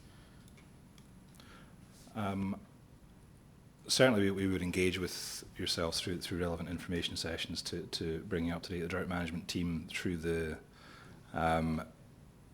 height of this, we're meeting weekly, and as I say, that involved all executives, so that I think the flow of information through that to yourselves was maintained, certainly through John Tumbers, our GM of operations. Ultimately, as I say, the drought management plan which we have has the authorisation provision to the chief executive to make the determination to impose, lift or vary restrictions. Should you wish it to come here, then of course we would be happy to bring every decision of that team back to yourselves for endorsement and adoption. I'm assuming that Leeds are not going to be implementing restrictions without letting us know, so I guess we can leave it there, but it would only sort of have to happen once. We would have to have it back at the table, because it's a bit, it impacts communities when restrictions are put in, not so much when they're taken off, but yeah, and it reflects on the elected representatives more so than the officers, even though I know that's hard decisions to be making. It'll be, I'll be the one fronting the media to say we've put restrictions in. So anyway, is there any other questions, councillors, or have a mover for the motion? Councillor Hanson, happy to move the motion. Seconded, Councillor Churchill. Any further discussion? No? Put the motion, all in favour. That's carried. Thank you. Next item on the agenda is G3.6, which is the Biosecurity Surveillance Summer 2020. A mover, please. Thank you, Councillor Muscat. Seconded. Councillor Goodluck. All in favour? That's carried. The next item is G3.7, which is Contract Staff Remuneration Policy. Sorry, councillors, I've referred this on Friday last week to LGAQ to provide us advice, and I'd like to defer this item until we have received that advice from LGAQ. And I'll move that we defer the item. Seconded, Councillor Goodluck. All in favour? Motion's carried. There's no councillor reports, there's no urgent business, there's no notice of motion, there's no confidential items. Tania's smiling at me, so I've missed something. Okay, thank you. Unless I want to go around the table, there's no verbal council reports. Of course, there is. Councillor Churchill. No, just a quick one, a brief one. Thanks, Mayor Matt. Just during the past fortnight was the National Police Remembrance Day service, and thanks for everybody for the kind words that have been expressed. And I suppose, as much as it's an annual service, I think it's important with the COVID restrictions that were in place. I know you all, as best as you could be, wanting to be part of that, but with the minimal numbers that were allowed within the realms of the church for the service, that appropriately are represented there, and also as part of the Retired Police Association. So I'm sure that you were there in spirit. And if there is, I suppose, any good message that could come out of any service of remembering those that have fallen in as police across the nation, was that it was pleasing the past 12 months that we haven't lost any police officers in Queensland. Sadly, some in Victoria and some overseas, but I suppose if there is a positive in amongst it over and above the service was that, and let's hope, and God willing, that'll remain the same for the next 12 months. Yeah, thank you. Councillor Branthwaite. Just to probably bring the council up to some of the stuff that we've been doing on the Gladstone Healthy Harbour Partnership front. I represent the council on that, and we're currently going through the strategic plan and appointing a new chair for the organisation, but it's undergoing some more sustainable, I suppose, plans and outcomes that are coming through. Lyndall Hanson is now the EA of that, and she's also doing some amazing work in the background. The other group that the Deputy Mayor and myself are on the Inland Queensland Road Action Project,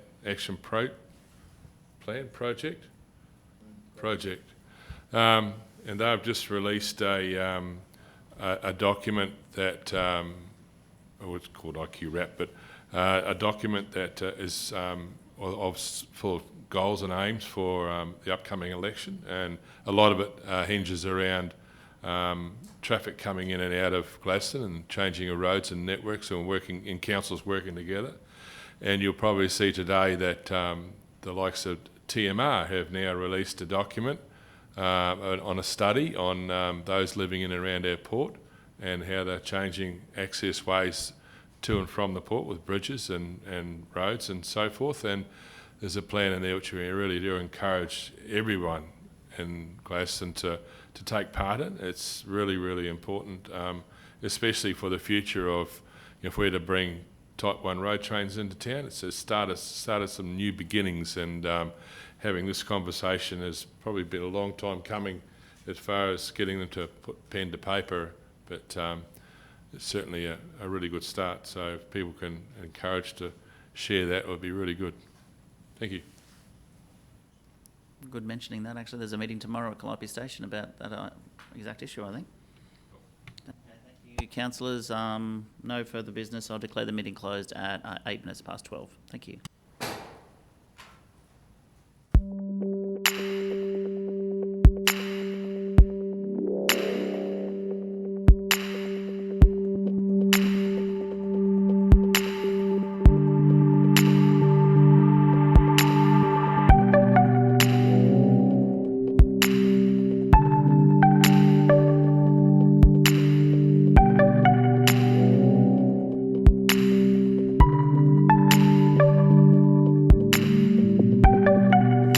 Gladstone Regional Council are committed to fostering a proud, involved and engaged community. The Gladstone Regional Council Community Investment Program provides financial support to local community initiatives, projects and events which promote community connections, regional enhancements, community celebrations and community education. For more information on the Community Investment Program, visit gladstone.qld.gov.au. Gladstone Regional Council. Connect, innovate, diversify.